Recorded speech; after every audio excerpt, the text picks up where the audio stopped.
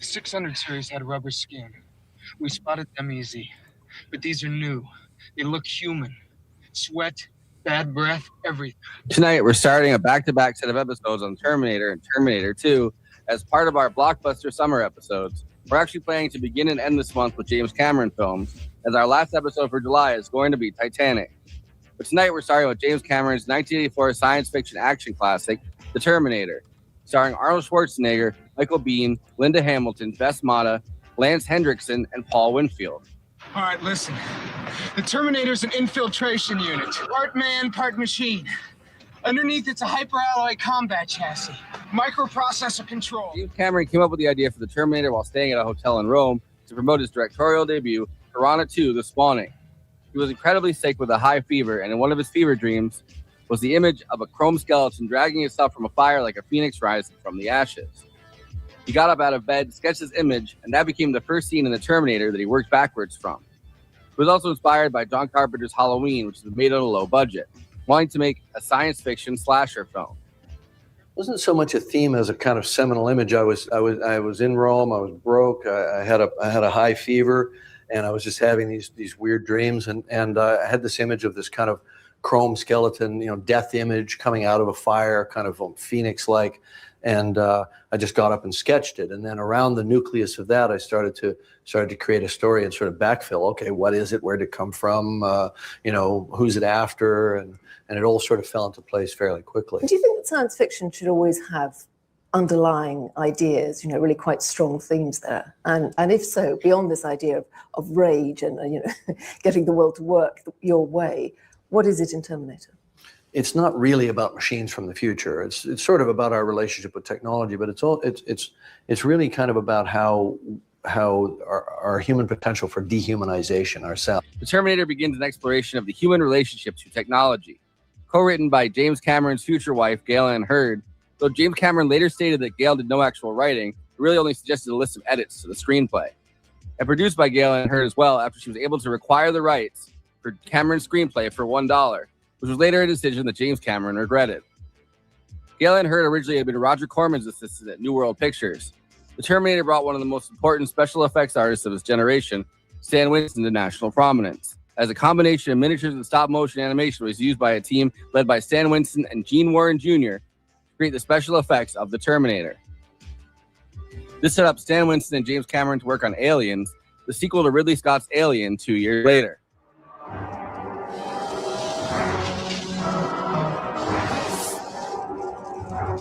While waiting for production to start, James Cameron was also able to work on Rambo: First Blood Part 2, which James Cameron had been hired by Sylvester Stallone to write a first draft screenplay for.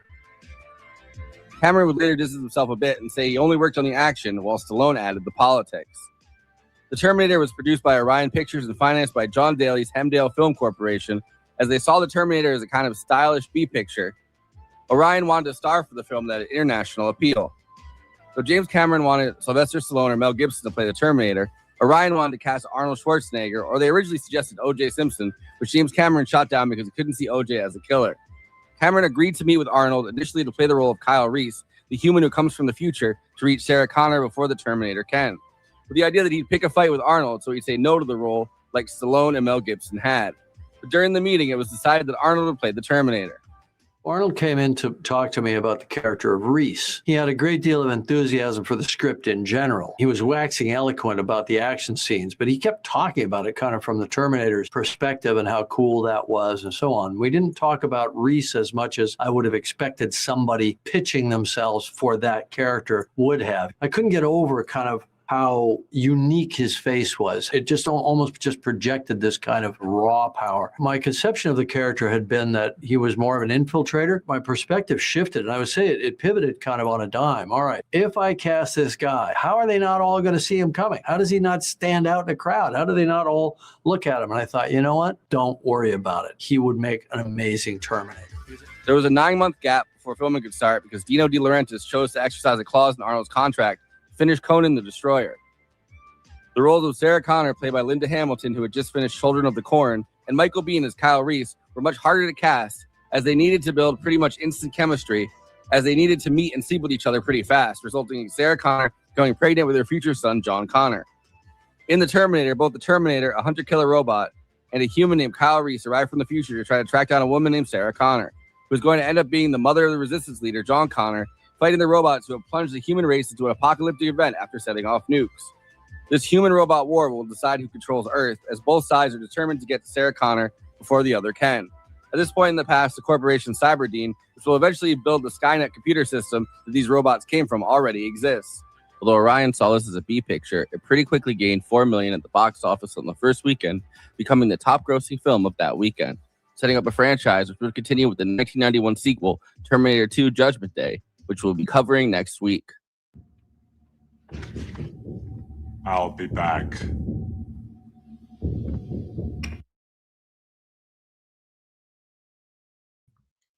All right, welcome to Movie Night Extravaganza.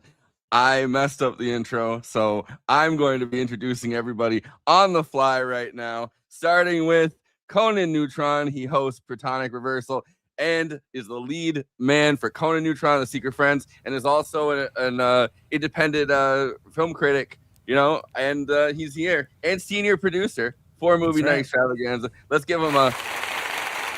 All right. All the things you said are true, and I'm surprised by how many you remembered. So, yeah, here we go. I'm doing this on the fly. I'm here to save the future, and I take my job very seriously. So. Save the future, erase the past. And Kristina Oakes, Cosmopolitics on Twitch. Follow her, twitch.tv/Cosmopolitics, and also the co-host of The Absurdity Space tomorrow at 6 p.m. We're doing that. And there's absolutely nothing to talk about tomorrow. It's because you guys are going to have a field day tomorrow. I'm sure. But it's the 5th anniversary of Movie Night Extravaganza. If you're not subscribed, please subscribe, hit that bell, get notified when we have something going on. We are on goods for the occasion. We're on Instagram, we are on Twitter, we are on Facebook, we are on Blue Sky, we are on Threads, we are on all of the above. So follow, and also patreon.com/Movie Night Extra. We really need those patrons, and we're gonna have I think an after party tonight where we talk about 5 years of Movie Night Extravaganza. So you know, all of those things. Maybe year 6 will work out the technical problems, but you know, hey, don't get your hopes up. That's right, Stevie. Yeah. Appreciate you. Appreciate our new fans. Appreciate our old fans. Appreciate anyone that is along for the wild and woolly ride of this irreverent and informed journey that we're all doing. By the way, I do know that it's Cyberdyne. I and I know that but I don't know. So that's in the intro. It's Cyberdyne, exactly. I basically black out until I say whatever it is, and then listen back to it and go, "Oh, I got those things wrong." But then I go, I'm lazy. I don't want to re-record this. There you go. That's how the sausage gets made, people. That's how the sausage gets made. Hey. But, it's me, the lazy producer. So, can I start by saying thank God James Cameron wanted to explore the Great Sea because he can't afford it, so he became a box office sensational director to fund it. Believe it, that's what happened. That's a fact. He literally wanted to explore the sea, find the Titanic, go down the Mariana Trench, and he knew he needed the technology and the money, so he started directing films. Yeah, the movies was a side hustle, basically. Yeah. Right. I would trust that man with my life to go explore the Titanic's wreckage. After doing this, and then obviously right after this, Aliens, he did The Abyss. And the tagline is, he made your heart pound with the Terminator, and then he stopped it with Aliens. Now, writer-director James Cameron presents this summer's most original adventure, The Abyss. And that's right. Michael, with Michael Biehn. Michael Biehn.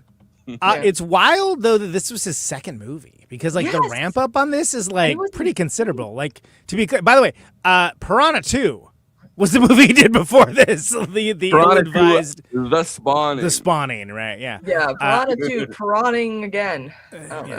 Still biting. Right, because Joe Dante, of course, did Piranha in 1978, which is a genre picture, but like a good and respected one. We'll go ahead and say that Piranha 2, The Spawning, a little less respected. Also a little less good. I'm gonna go and say it. I'm very brave to say this, but Piranha 2, not a great movie. It's not putting and after putting it in one of the best sequels of all time category. Just kidding. Yeah. Well, and so that's what's so funny is that he makes this movie, which is epoch defining. Yeah. This is like when we think of the great, science fiction movies, the great sort of dystopian future movies. We think of Terminator 2, but also this movie because there could be no Terminator 2 without Terminator. This is also quintessentially one of the films that I once made a list of, like where the movies where the sequel is better than the original. And it's something James Cameron was kind of known for with Aliens. Yeah, well, and that's one where Alien versus Aliens is not that one's better than the other. It's just they're very different. Like they did a very different approach. And arguably, even though the conceit of it's the same could be said for Terminator. It's just too bad they kept going after that. But the Terminator 2 just made too much money. They were like, we're not going to let this go. We got to beat it over. Recapture the magic. And but there is a purity to this one because this one kind of plays out almost more. Like, we don't know what that is yet. Like, this is before RoboCop. This is before Aliens, plural. This is, we're in a time period that, we have Blade Runner, but there's not, dystopian sci-fi isn't really a genre for, your average moviegoer. It is for nerds. But this movie, was considered almost an elevated slasher in a way. Yeah. It was given that.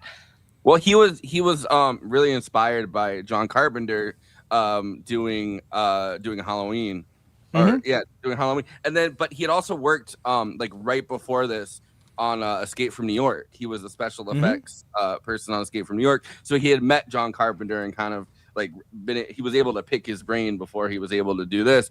He was working at Roger Corman Studios, which is also where the training ground for every director that ever did anything, basically. It was also Gale Anne Hurd, who he would end up married to, who produced and co-wrote. Although afterwards he sold her the rights to the whole Terminator franchise for $1 during their divorce. And regretted that.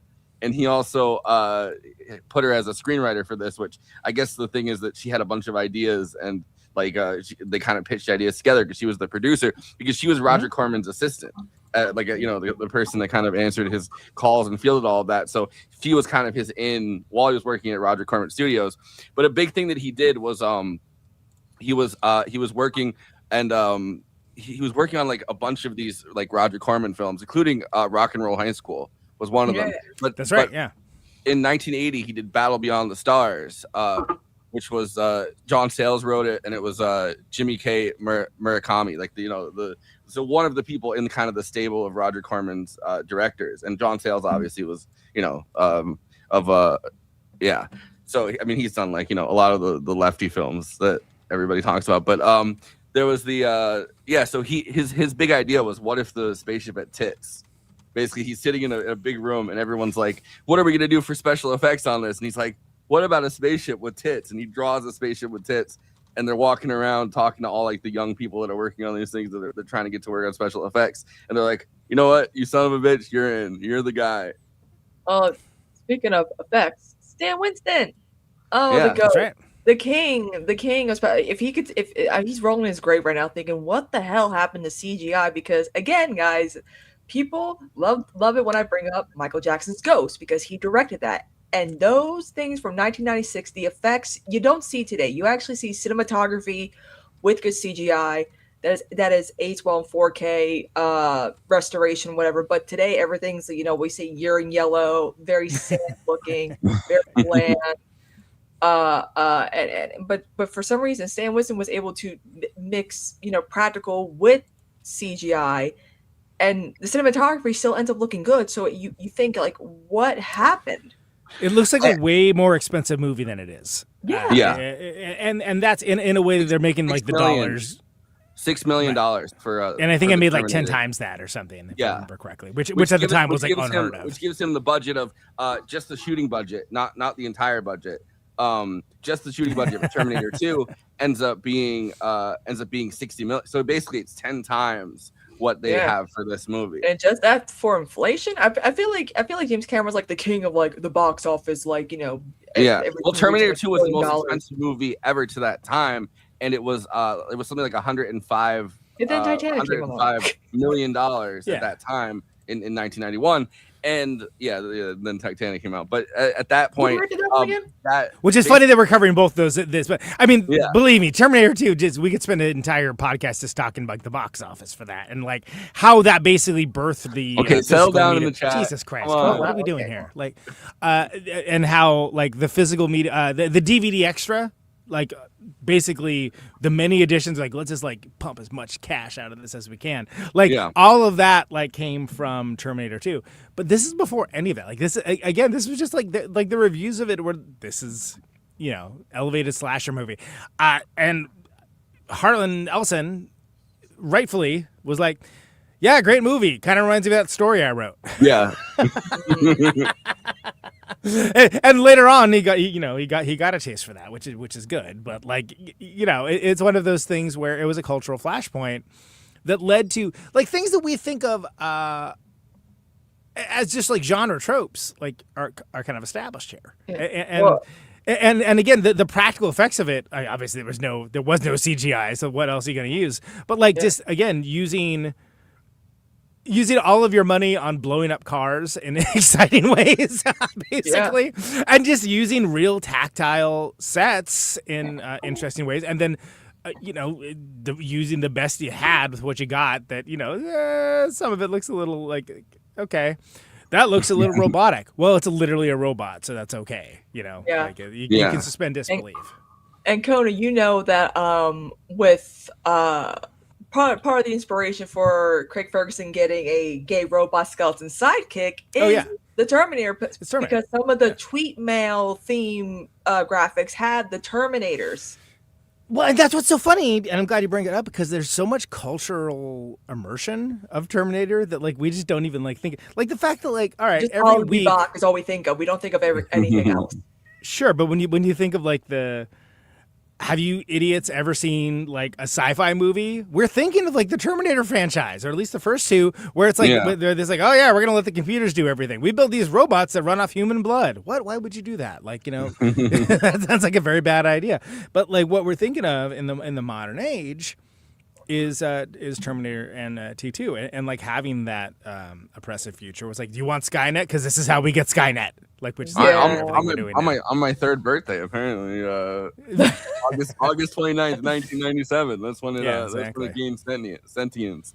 But it's been what I'm getting at is it's been so absorbed by cultures that it's rarely actually given. Which is weird to say James Cameron hasn't been given his due, but it's like the inauspicious beginnings of the Terminator led to that. And I think that culturally, like that's actually a little bit underrated because of that. Because it we had dystopian future, but not like this, and not specifically with the computers taking over. I feel like two movies like right before this that kind of create this world that you can kind of create that's like obviously like created for the low budget. Like I mean I don't know. Mm-hmm. It ended up being I guess more expensive to shoot the entire thing at night by a tiny bit, but not by much. But I think like Tron and Blade Runner as two movies that kind of for not very much money in both cases create like this immersive world that you can kind of be in just by having it be kind of like retro futurist as like an aesthetic, which isn't the hardest aesthetic to create, and also by having this kind of like behind this but a totally immersive kind of like colored environment that you can kind of create this world with not like you don't have to I don't know, you don't have to like, you know, CGI is not obviously invented at this point, and it's just kind of like a, you know, it's just kind of, I guess what Tron is kind of germinating. Well, what's interesting is the same year the Terminator comes out, William Gibson comes out with Neuromancer, which is like the non-Philip K. Dick cyberpunk book. Yeah. Right? Like, and that influenced so many things. And, you know, we talked about when we did Blade Runner years back that, you know, that was, you know, ground zero for, you know, the cyberpunk, sci-fi, dystopian sci-fi, so on and so on. And it was. But this was like added the action element. This added the like, oh no, just this element of, and you mentioned him being inspired by Carpenter and Michael Myers. Like, yeah, there's something coming after you and it's not going to stop. Yeah. It will get you. But the thing is, in this case, it isn't like a dude with a mask. You know, it's a killer robot that like has flesh and blood and what bad breath is. I think they that's a that stuck out. This bad breath. It's like, well, it has. You smelling his breath on a just on a basic level, right? Like the things that you think of as being human, like human, body odor, bad breath. You know, like he can't be a Terminator. That man stinks. Yeah. Okay. Great. Hey, that's no robot. I can smell him from here. Yeah, I can smell the Listerine. He smells like pennies. That can't be a robot. but I think it's notable. Like same year this comes out, Neuromancer comes out, right? So we're looking at a big cultural change as to what sci-fi can be, and this first foray into mainstreaming, because Blade Runner was a hit in its way, but not like Star Wars level, you know. Yeah. And so you get, I would say you get the Terminator first, then Aliens, then RoboCop, and then T2. And then you're like, oh no, this has like, everybody knows about this. Everybody can at least make a reference about it, even if they don't remember anything other than like, you know, the car chases. Which like him giving the thumbs up when he's going into the thing. we'll talk about this with our good friend Sean next week, but like it's so interesting to me that they took it in such a different direction, you know, just thematically in such a different direction for Terminator 2, where it's like this one is highly based on, well, not highly based on, but like, you know, inspired by, I guess, something like, you know, John Carpenter doing Halloween. And then with Terminator 2, it's like he's thinking more about like family films, like, you know, creating this kind of messed up little and family. westerns, and also The Wizard of Oz too. Yeah, absolutely. Yeah. Well, and in the same way that, you know, Cameron managed to pull off what was considered unachievable at the time, which is make a sequel to Alien. that wasn't just like, what are you doing, dude? Yeah, and which is one of those classic movies that like you think that almost, you know, having a sequel would be like a death knell for it, and it's not. Like, how do you make it? What do you just do 2 of them? No, you do like 200 of them is what you do. Yeah, and with a little kid and a cat. You know? Right, and so you have certain elements of that come out in this franchise as well, but it's like, well, how do you make a sequel that's going to be worthwhile? You can't just make it more of the same. You have to go a different way with the conceit, and build on what made it interesting without being worshipful necessarily. And that's why for me it's fascinating that both of those movies that I feel like are very flawed franchises that almost everything but the first 2 you could jettison into space, so to speak, and nobody would care. Yep.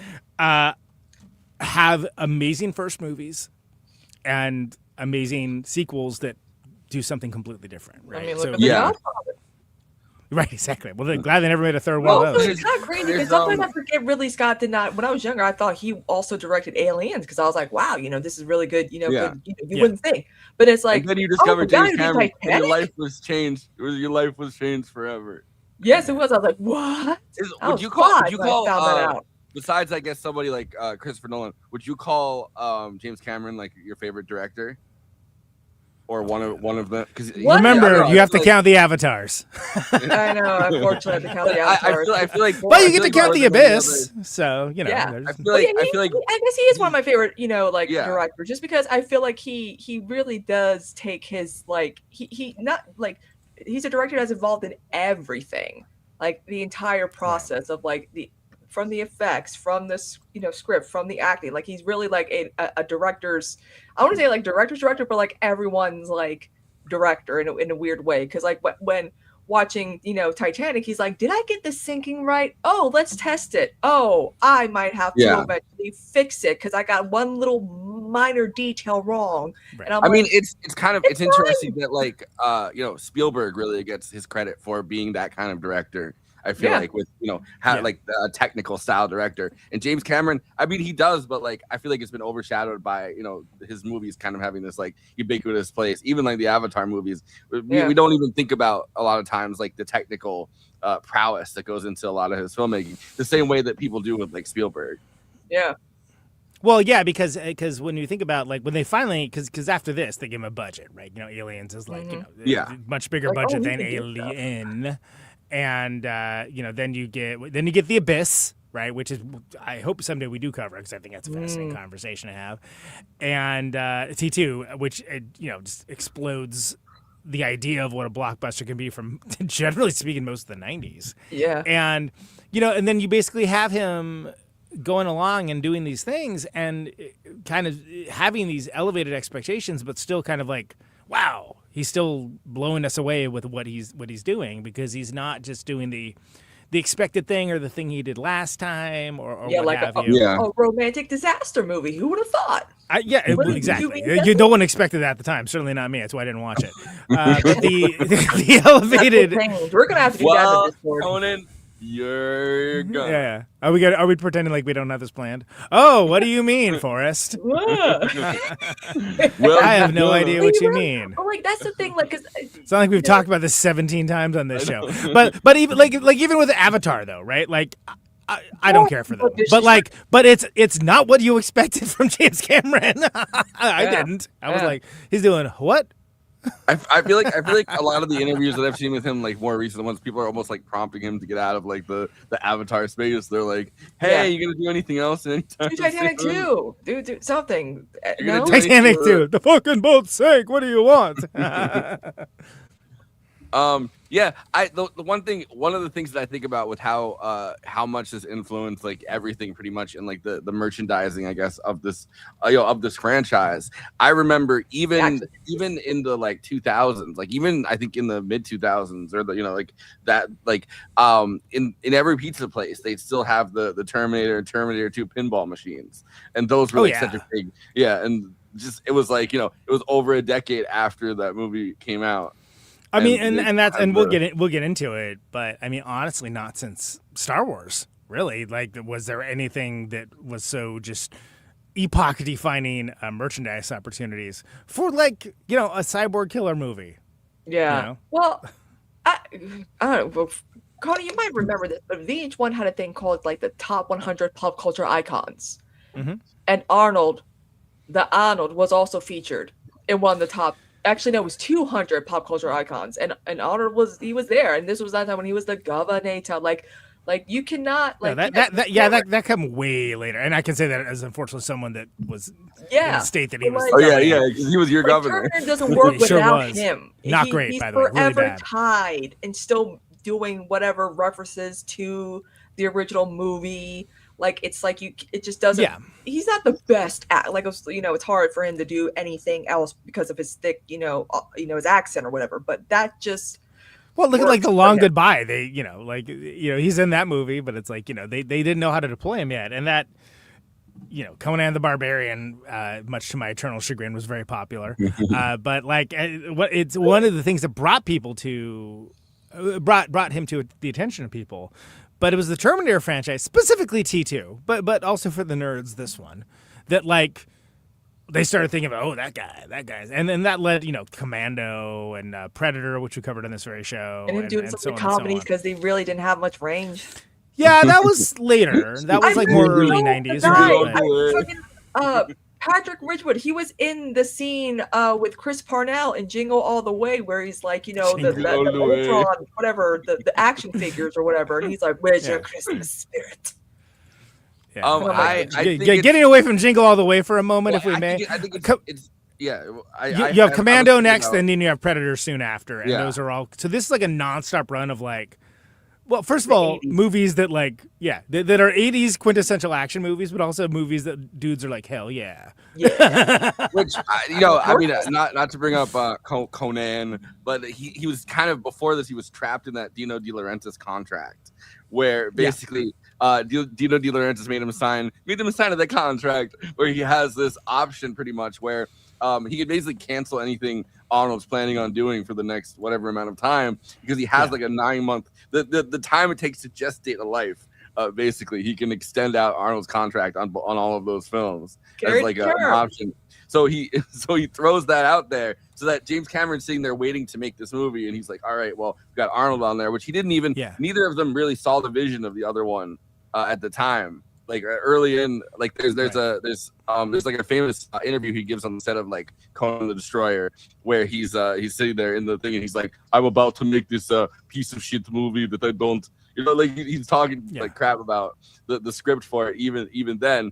And then for T2, he doesn't like the fact that he's non-lethal. He's like, why am I non-lethal? This is my action movie stardom. Even though he's the one that pushed the hardest for T2 to get made in the first place. So it's funny that in both cases, like, he's becoming these big things, but he has trouble seeing the vision that James Cameron puts forward.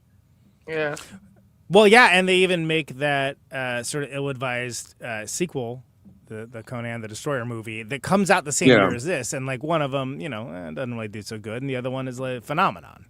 So it's like one of those things where, like, they can say you knew from the beginning, but he was pretty all in on the sword and sandals stuff, including the Red Sonja movie too, if I remember correctly, which also Titanic the Destroyer.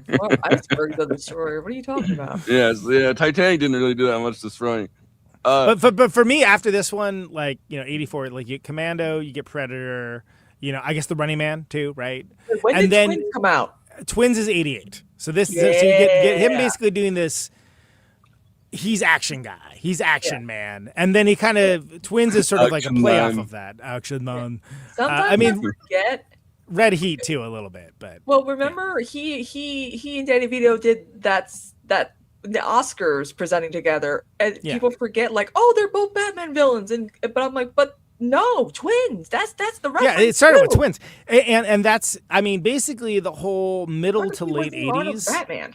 It's like Arnold Schwarzenegger is like, oh, that's that guy. He's like the guy that's in the big action films, to the point that a movie that had the really ill timing of coming up against a little movie called Jurassic Park. Everybody, Last Action Hero was sort of like a play on that, right? And that was supposed to be, this is going to be his big, like, it's meta contextual and this and that and so on and so on. And it didn't go so well for him, did it? Also, but he's back in the game with True Lies after that. Again, another Cameron one, right? So around the same time, within like a couple years, Carolco Pictures becomes big, which this Terminator is financed by hold on, the exact company. It's not one that I've heard of actually, but it's I forget how big Orion Pictures was when it came to Orion Pictures. So Orion Pictures does the distribution, does not do the production. They're actually putting very little money behind it. Hemdale Film Corporation, which actually isn't, it's a British company. It's not one that I've actually heard of. But around the same time, so Carolco Pictures is the one that will basically buy out the Hemdale Film Corporation's stake in Terminator. Like it's basically they lose a bunch of money during the process of making this, and they have to cut their losses. And Carolco Pictures comes out with the second Rambo movie, which is co-written, the second part of First Blood, which is co-written by James Cameron. During the break. That's First right. Blood Because it's Part 2, which you really could call it Second Blood, but yeah, they call the first movie First Blood, so that's Yeah, so he writes that while Arnold is finishing up this 9-month contract with Dino De Laurentiis. Dino De Laurentiis. So they end up putting out Total Recall, also Basic Instinct. They end up putting out Field of Dreams. Like, they have a bunch of weird movies around this time that they're kind of in charge of. And then they basically go broke. They basically throw way too much money at the stars of all these movies, and they end up going completely broke by 1 year after Terminator 2 comes out. But Yeah, so they do that. They buy out the stake from him to a film corporation to create the second Terminator, but they have this standing relationship with Arnold because of Total Recall, and they're like, let's do another Total Recall. Yeah, basically. Yeah, I mean, and there's a lot to. I mean, and there were the Terminator, not even Terminator ripoffs, but the Terminator style ripoffs that happened. Like Full Moon had, I think, a little cyborg or something. I can't remember. It was like they still doing stuff too. They are. It's mostly softcore pornography now, unfortunately. But yeah, like there was a lot of like, you know, Z grade knockoffs of this because it was popular, and it was very much like, oh, this is a scary concept. Because again, remember, all right, this is like a, you know, dystopian future, and like they're trying to, you know, rewrite the past, and that's our present, and unstoppable killer, essentially. Yeah. It does not feel pain, and you know, like has all these advantages and so on. And I mean, it's, you know, the first Terminator, like, you know, the one we're talking about, the Terminator, shows you can make something like this for not very much money. I mean, you know, absolutely, it's still $6 I mean, million. it wasn't like pocket change or anything, but comparatively to what it actually made, I mean, it launched a franchise of movies, including one of the most successful sequels of all time. But it also launched a cottage industry of this kind of movie. I mean, most of them are freaking terrible. They're really bad. But like, I mean, there was a lot of just like, you know, suddenly everything. Yeah, when we make jokes about everything, it's got to be dark and gritty. Is it dark and gritty? You know, it's like, well, it's kind of this one. And what's hilarious is, and we'll get to it, I'm sure soon we do the plot synopsis. The future that they're showing, mostly miniatures, miniatures and like projected screens, and it works because it's like they show you just enough. And they have like the lighting is so key. Forward to the future it is. We're getting there. It's almost 2020. Well, and you can really see why Stan Winston and James Cameron work together so well, both on this and Aliens, is because James Cameron comes out of the world of doing miniatures. And so he like, and the miniatures rule. They're really good because you get these like really crazy looking hunter killer devices and ships and things like that, and they look futuristic because they look so like unnatural to how we would think of as that technology would look like. Does it work? Of course not. They're freaking this big, but like you know, it works as a movie conceit, which is something that you know, when that's done well, it's always worth noting because like if I was a director, you know, in that time period, I would definitely be like Stan Winston, no one else. That's who. It's the man. Yeah. His attention to detail, making everything as perfect and seamless as possible. And even as time went on, where CGI was becoming, you know, the new thing, he was trying to find ways to make it cutting edge while also still using practical effects. And, you know, and again, we don't see that anymore because they're not. It's like, you know, give Stan Winston $100 million budget, he'll make a movie that's you wouldn't think. Well, and it's crazy. Great. He didn't. Sorry to interrupt, but he didn't get professionally lauded for this, but he did for Aliens. But it's almost like Aliens was as much, look, very worthy in its own right, but it's almost like this is a deferred, like you've just been doing this thing that like no one else does, and we're going to recognize you basically. Because speaking of things, The Thing. Right. Yeah. I mean, like, you know, that's another one. That's what I was going to bring up next. I was going to say, like, we saw it on the big screen, and like, you know, you and I holds up for my birthday last year, and it holds up, like including the miniature work on it, where you can kind of, I mean, you can kind of tell like so much of the actual like, you know, the thing, like the alien part of it is it done that way. Parts of it, especially like, and also like I think the scenes where it's like you know, they're fully in the Arctic, and you can, or the Antarctic. Yeah, well, it's like, you know, with the again with like some you could tell when a film crew, specifically when it comes to like the effects, that they're probably thinking this might get restored, quality might change. We gotta make sure it still holds up 40, 50 years later. Yeah, they're using oftentimes low tech things to give like an unearthly sort of like, you know, unnatural feel, and then it ends up looking kind of timeless. I mean, because again, like going back to the thing, right? Like it was a garbage bag they lit on fire. That's what they did in the opening, and it looks so rad. You're like, wow, that's so amazing, and just the and we should get into it, but like it just what everything they did with this movie as well. Again, he's not. The Terminator is not an Oscar nominating movie. T2, very much so. He actually won 2 Oscars for T2, which we'll get into next week. Which I feel like by the time that comes out, it's like a very special effects heavy. Like you know, more so even than this one. Yeah, I agree. Well, also just in the 80s, right? Like there's a lot of movies that use special effects, but I feel like special effects got lauded a lot more in the 90s. Because I mean, you have Spielberg doing Jurassic Park in the kind of mid 90s. Like you have so many of these movies that it's like a huge amount of work goes, which is another Stan Winston project that he works on is Jurassic Park. But there's so many like kind of big budget kind of stuff by then. Which I feel like a lot of these kinds of things in the 80s are like lower, like weirdly enough, lower budget. Mm-hmm. I know we're going to get into the plot synopsis, but you mentioned in the intro and somebody mentioned in the comments, O.J. Simpson as the Terminator is absolutely insane. Can you imagine that man as a killer? Apparently, yeah. I mean, he's got the build for it. Like, it's not that he's not intimidating, but yeah. Well, this is. I mean, can you imagine that? Like, like whatever, someone's making their sci-fi like alternate dimension movie, and then like see a poster of the Terminator with O.J. Simpson. I guess it's 2 years. I guess it's 2 years before the Naked Gun comes out. But like they have OJ still is kind of the celebrity that it's like he's like the friendly neighborhood black football player, and it's like I don't know, like in your head it's hard at this point to like think of him as anything besides just like, oh yeah, that's the guy that murdered his wife.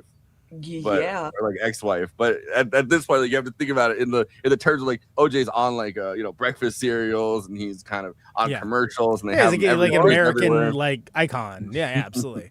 Whereas can you see him getting up and like being well, now you can, but or him going, I'll be back. Like I'll be back. I still think of OJ Simpson as talking his Naked Gun voice. Where Nordberg, where he's like, "I'll be back," and it's like, but that's got to be one of the craziest all castings ever, and it's so crazy because when you think about the career of Arnold Schwarzenegger, which we talked about already, but like, it's not like nothing was happening for him, but he was never going to get out of sword and sandal fair if this movie doesn't happen, and he took it so seriously, like. And again, I got lots to say about the guy politically, but he worked with guns like every day for like a month to prepare for this. Like, and like he basically was stripping them and assembling them blindfolded, and like went to the shooting range and practiced. And since he had to be ambidextrous, he'd like practice the moves and whatnot. And I guess like even whatever. You see him go ambidextrous multiple times in this movie, where he throws the gun in between the two hands, and he's like. I mean, he got props from Soldier of Fortune magazine, which is freaking hilarious and levels. But who are never happy with anyone. They're like, that's not how guns work, blah blah blah, and they're like, actually, that's not how guns work. Now, who wants to go to Ghana and kill the entire cabinet? No, there's two facts that I wanted to bring up. One of them is by the time Terminator 2 comes out, Arnold's like political profile is big enough that James Cameron actually had to convince him to cancel a trip to Saudi Arabia with George H.W. Bush. And that's the fact that I put so he had to go, Saudi, I have to finish this movie. And the other one is that Terminator movie. They're shooting. They obviously shoot across LA for the entirety of the second Terminator, and they literally close down highways and stuff like that. But one of the things is that they go to one of the bars that's like this is just a bar, and people are going in and out, and somebody comes in, and Arnold's wearing like it's like around the time he's doing his naked scene, and he's wearing like a one of those like underwear that kind of shows everything out, and someone walks in and goes, "What's happening?" He goes, "It's Stippler's night."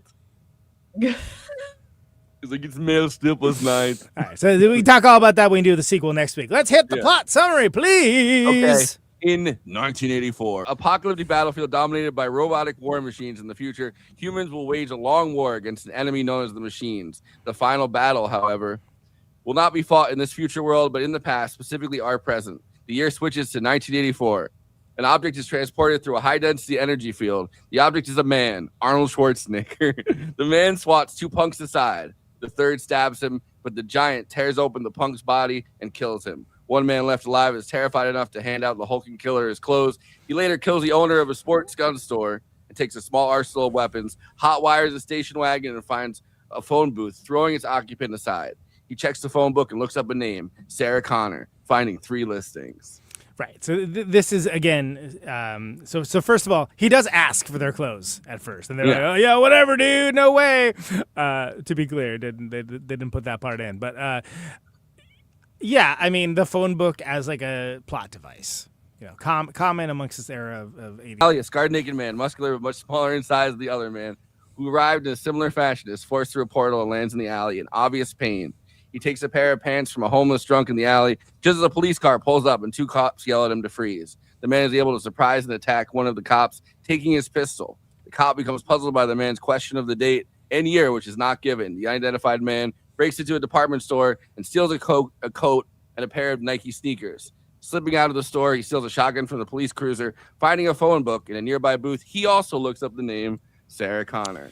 Yeah, so this is something where not giving the year is sort of like hammers home the near future of it all, right? Like isn't necessarily tied to it being specifically 1984, but it's like, you know, it's like the near future, but it could be any time within reason that isn't in there. So I think that's worth noting as well.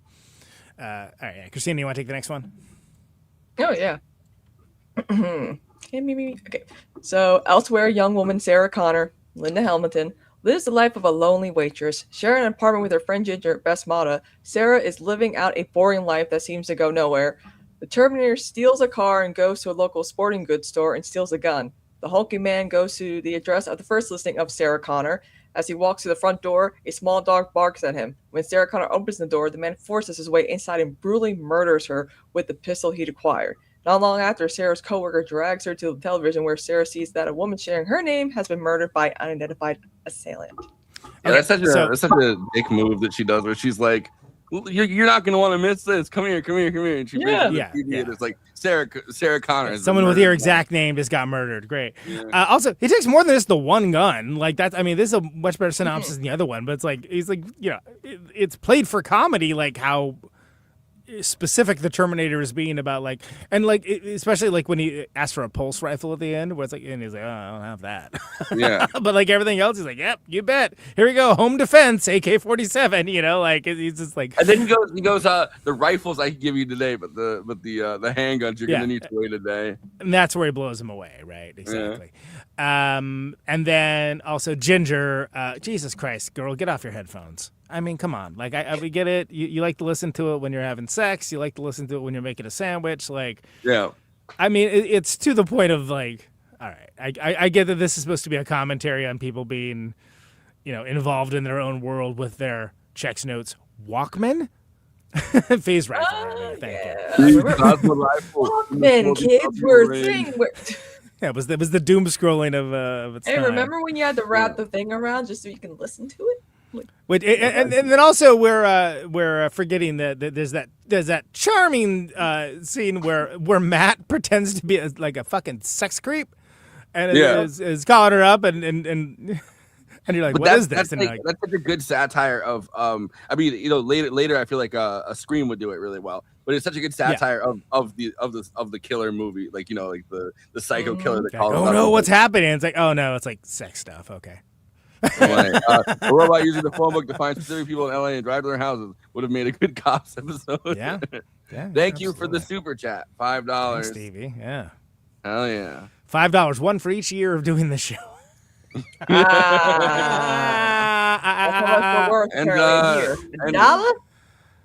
$2.50 for each synopsis we've had to do.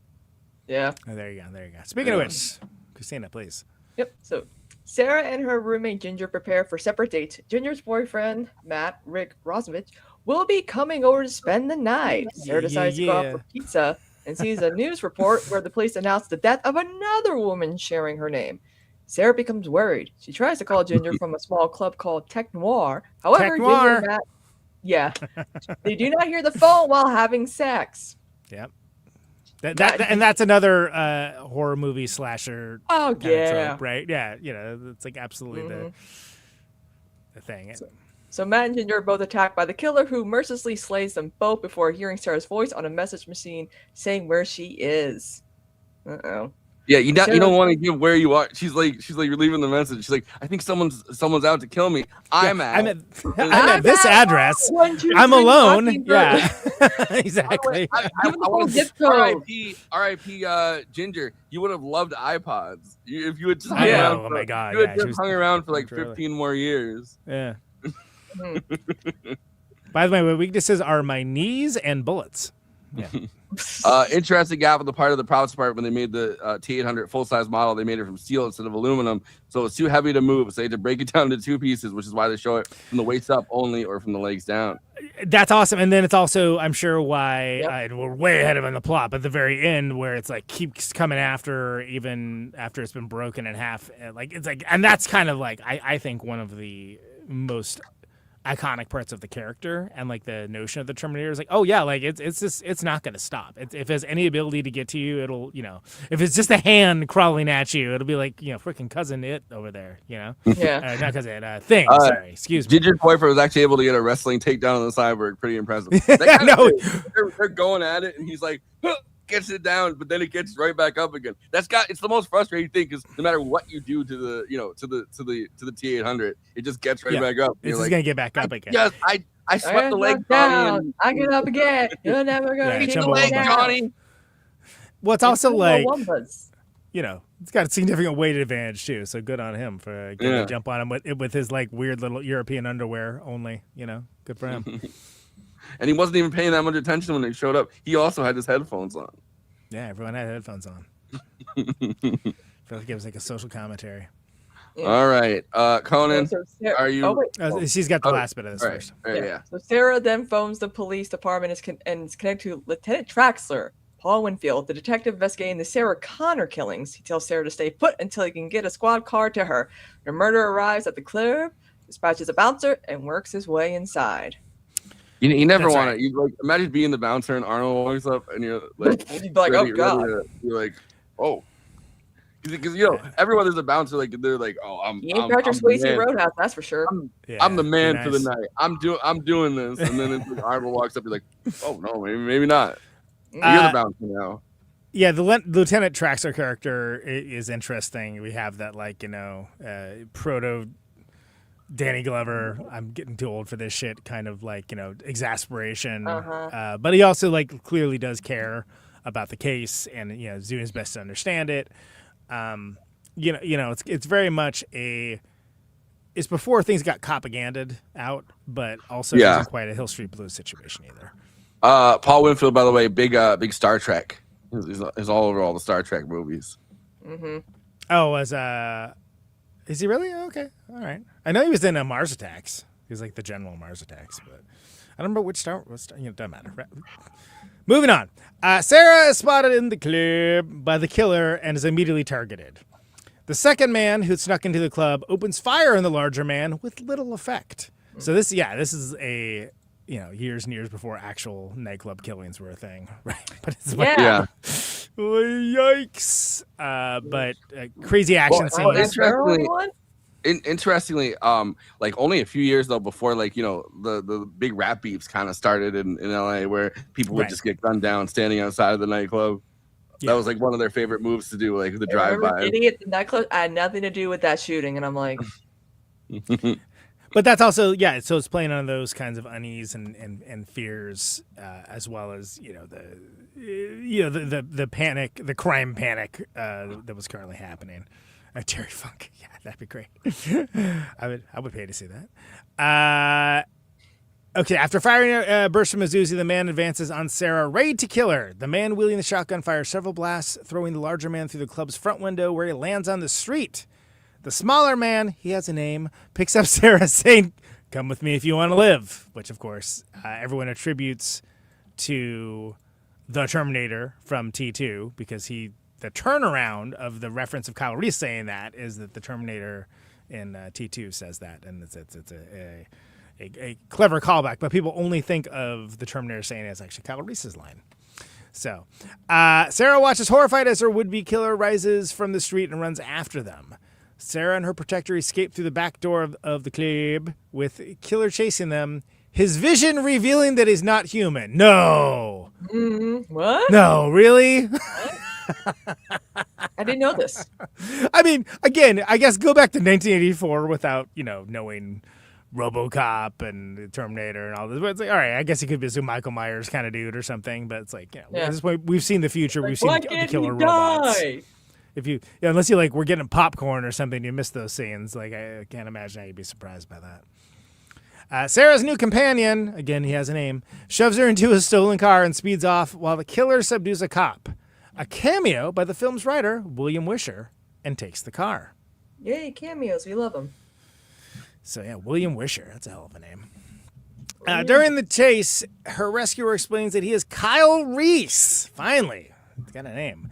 Michael Biehn, a soldier from the future sent back through time to protect her, and that she's been targeted for termination. Her assassin is actually a cybernetic organism, or cyborg, a sophisticated robot covered in human flesh. This Terminator is designed to infiltrate human groups mostly undetected and wipe them out. Reese further explains that Sarah is destined to give birth to the humans' future leader, John Connor, that a nuclear war that killed most of humanity was initiated by a new powerful computer system, referred to as Skynet, that was tasked with controlling all defense systems. All right, so this is the plot bomb that's, again, sets up multiple franchises, not just this one, where it's like, this is the bleak future that we have to prevent. Here's the details why. It's like it's a bootstrap paradox kind of situation, right? Yeah. And we think of this as being cliche now. It's cliche because it's this movie. Yeah. Like, oh, there's some from the future that kill humans. Wow. Revolution. What's back then? Yeah, it's pretty freaking groundbreaking. Nobody had done anything like that. It's like, why? What do we do? I don't know. Well, and it wasn't like they're. Why don't we stop a terrible future from happening? Kill all the humans, duh. Like, yeah, exactly. And interesting, then 84, we were being warned about the dangers of AI too. Ooh, where about AI? Any updates on that? Well, the thing is, I think it turned out fine. James Cameron famously, he's asked about it all the time, where they're like, would you make another Terminator movie now that AI is like a reality? And he's like, anything that I came up with in a script by the time the movie came out would be obsolete. Yeah. Oof, that's depressing and very true. The actual Skynet thing is not obsolete. It's in fact what's happening right now. Yeah. The only difference is that rather than being this defense systems, it's the corporate involvement in commercial systems. But anyway, that's neither here nor there, and that's a different podcast. Well, no, Anduril, the Palantir system, is doing the exact Skynet thing where they're doing the defense contracts where they're actually doing unmanned. It was blowing my mind watching it again because they talk about the unmanned drone system. In this, they don't use the word drone, but they're like, oh, the unmanned weapon system. Like, shit, that's what's happening right now with Anduril. Yeah, but it was also, before it was specifically happening with that, it was happening for years before this in the private sector, which is something they get into a little more in T2. But it's worth noting that people have been ignoring the stop sign and flashing warning sign for many years now. So the other side of it's kind of now ramping up. Whereas we would like to welcome our new sponsor, Skynet, bringing you a better tomorrow. Moving to Extravaganza is proud to welcome our robotic overlords, and we'll be gleefully collaborating with them. And the Terminator. Did he have a point? Yes. Yeah, our first thing is that we're trying to get the term clankers. If you say the word clankers, you get censored on. This is a no hate speech podcast, please. That is hate speech. Those are slurs. Yeah, our robot overlords will not tolerate those slurs. Other ones, yes. Reese grew up in the ruins, was enslaved and marked with a barcode. By the way, hard to overstate how big of a deal that was. I mean, that's kind of like the concentration. Yeah, it's the concentration. But especially in the 80s and 90s, it's the chief conceit of Mike Lee's Naked as well. There was a lot of everyone's gonna be barcoded in the future to be tracked, and what nobody could have predicted is everything would be completely elective and gauging convenience and entertainment. Do you guys remember when Huxley got it closer? Do you remember when Elizabeth Warren was running for president and they all of her staffers got the numbers tattooed on them? I know. It's like. Or remember when people were like, I do not consent Obama to put a chip in me to get Obamacare, or whatever the hell they were. I was like, exactly. Oh my God. Yeah. But now you need a barcode to log in everything or to look at a menu for a restaurant now.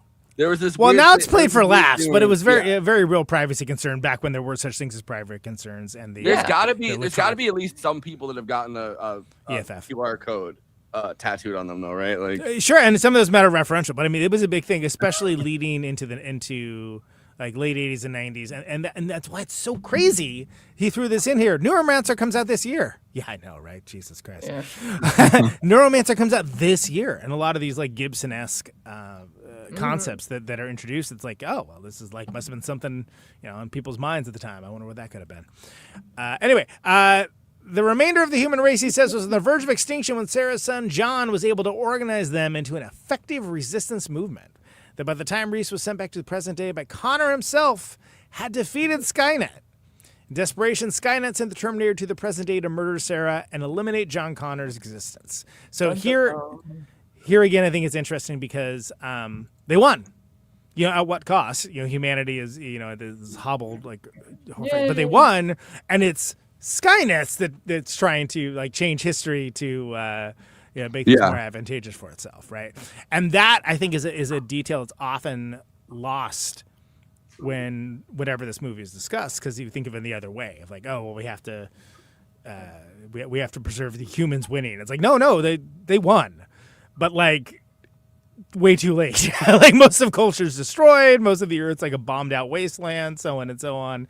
So and I think that is really hammered home with a couple specific scenes in T2 that like Cameron's worldview on that, which I largely agree with. the whole whole thing is a about- causality group. Yeah, absolutely. Hard agree. And I even said, I mentioned bootstrap paradoxes too, which we've never gone through with a time travel related month, but some of that's like Soldier from Tomorrow, the Harlan Ellison, like that had been put in there before, but this is more of a casual loop bootstrap paradox, but it's all like these were like nerd concepts, right? Like whatever, get back to your library, nerd, push, like kind of thing. And this was in a movie that was a huge hit. But you look at like the Philip K. Dick kind of stuff, right? It's always in those sci-fi magazines. Like his stories were kind of published as these large-scale kind of sequential things, where it's like you have to flip to the back of one of those magazines, and they're full of other sci-fi stories at the time, rather than being kind of novels. By the way, Josh, shut up. All right, we're this is the format of the show. This has been the format of the show. Jesus Christ! I mean, like we're I mean, okay. You know what? Over to you, Forrest. Just for the shots for early to mid 1980s. They are Los really Angeles, cool. Bob's Big Boys. I like that it's a ripoff Bob's Big Boy too. Like, they didn't want to pay for the rights, but it's like it's like the same. I think it's even the same site. Yeah, but. I mean, if you don't understand that we're interjecting commentary as we read through the plot, I don't know what to tell you. Like, maybe watch a movie. Thank you. Terminator is one of my favorite movies. I can also just continue on. Do it. Want me to just continue on? I lost track of where we were because I got up for a second. Reese hides them temporarily in a parking garage, looking for another vehicle. The Terminator finds them there. What the this guy went in for it. Like he's doing a very cinematic reading, but I like sometimes that there's just like parking garage. Misspelled words. Maybe you should have gotten AI to look this one up. I wasn't gonna mention I auto-corrected for him the garaged versus garage. But we're gonna bring it up whenever this far along. But Terminator finds him there, and the chase resumes. Reese as Sarah take over driving, is able to hit the Terminator with a few blasts from the shotgun. I feel like we've seen that kind of shot referenced a lot, where you have two vehicles that kind of both go in at like the same speed, and they're like taking shots at each other, trying to get each other or whatnot. Very inventive action filmmaking in a parking garage, which is notable because previously parking garages really were only used for conspiracy theories and and well, you can see even like even something like The Sopranos, like later on, like they have a lot of the stuff that happens in like parking garages. I noticed when watching that. Yeah, absolutely. So that I think that scene's amazing, and that scene's a great. I don't know, low cost is the right term, but you get a lot of action out of like not as much cost. Just and it's crazy because you're like, whoa, there's like these columns and stuff in the way, and it's crazy. Sarah stops her car and the Terminator crashes into a wall. First of many cars that meet their end in this franchise. I'll just say that. When she and Reese are arrested, she sees that the Terminator has escaped the scene. All right. Force over. All right. Yeah. At Traxxer's police precinct, say that 3 times fast, Sarah is told that Ginger is dead, that Reese has been turned over to a criminal psychiatrist, Peter Silberman. His story about the Terminator and the future he'd come from is treated as the babbling of a psychopath. During the interview, Silberman asks Reese why he didn't bring the weaponry from the future with him, to which Reese replies that only living material will go through the time portal. Frustrated and impatient over Silberman's line of questioning, Reese becomes enraged, shouting about how the Terminator is programmed for ruthless efficiency and will not stop its pursuit until it's destroyed or it can kill Sarah. I like that we get this not as a lore dump, but just as in the context of this kind of like total dick interrogator guy who's like basically bragging like how dismissive he is. That's Earl Bowen is named, that actor. He was in Alien Nation as well, and one of the Naked Gun movies, and like a few other things. He's a good like that guy, and I think again, if there had been a third movie of this, I think he would be that as well. But he's definitely in. He's got a part in T2 as well. Well, his part in T2 is increasingly terrifying, right? Like, yeah. And you can see the seeds of that kind of, and you can also see the Halloween influence of this. I think where it's it's that same kind of Dr. Loomis kind of, yeah, totally. You want to do the next one or? Yeah, the Terminator goes back to a shoddy hotel room where it's hiding out. It removes one of his eyes that had been damaged when it was shot by Reese. Under the eye is a sophisticated robotic eye that glows red. It dons a set of sunglasses and marches out to resume the hunt for Sarah, taking an SPAS shotgun and an AR-15 rifle. Okay, so first of all, Stan Winston represent, great practical effects, especially for the time. Also, iconic cinema that has been referenced so many times, that has been ripped off so many times, has been still to the point that people don't necessarily even know what they're homaging. All that works. The effects are of their time, but once again, we're talking about the movements are too mechanical looking. Oh yeah, for the cyborg, like you got an instant out, right? If you so like brilliant to do it this way, and brilliant to mix the model and the makeup and the Stan Winston of it all, along with the actual Arnold and again like this the uses of the sunglasses, right? It's something that we think of as being so endemic to like the action genre, and a large portion of it comes from here. Looking badass. Yeah. Well, but also you can look at something like Terminator, brought to you by big sunglasses.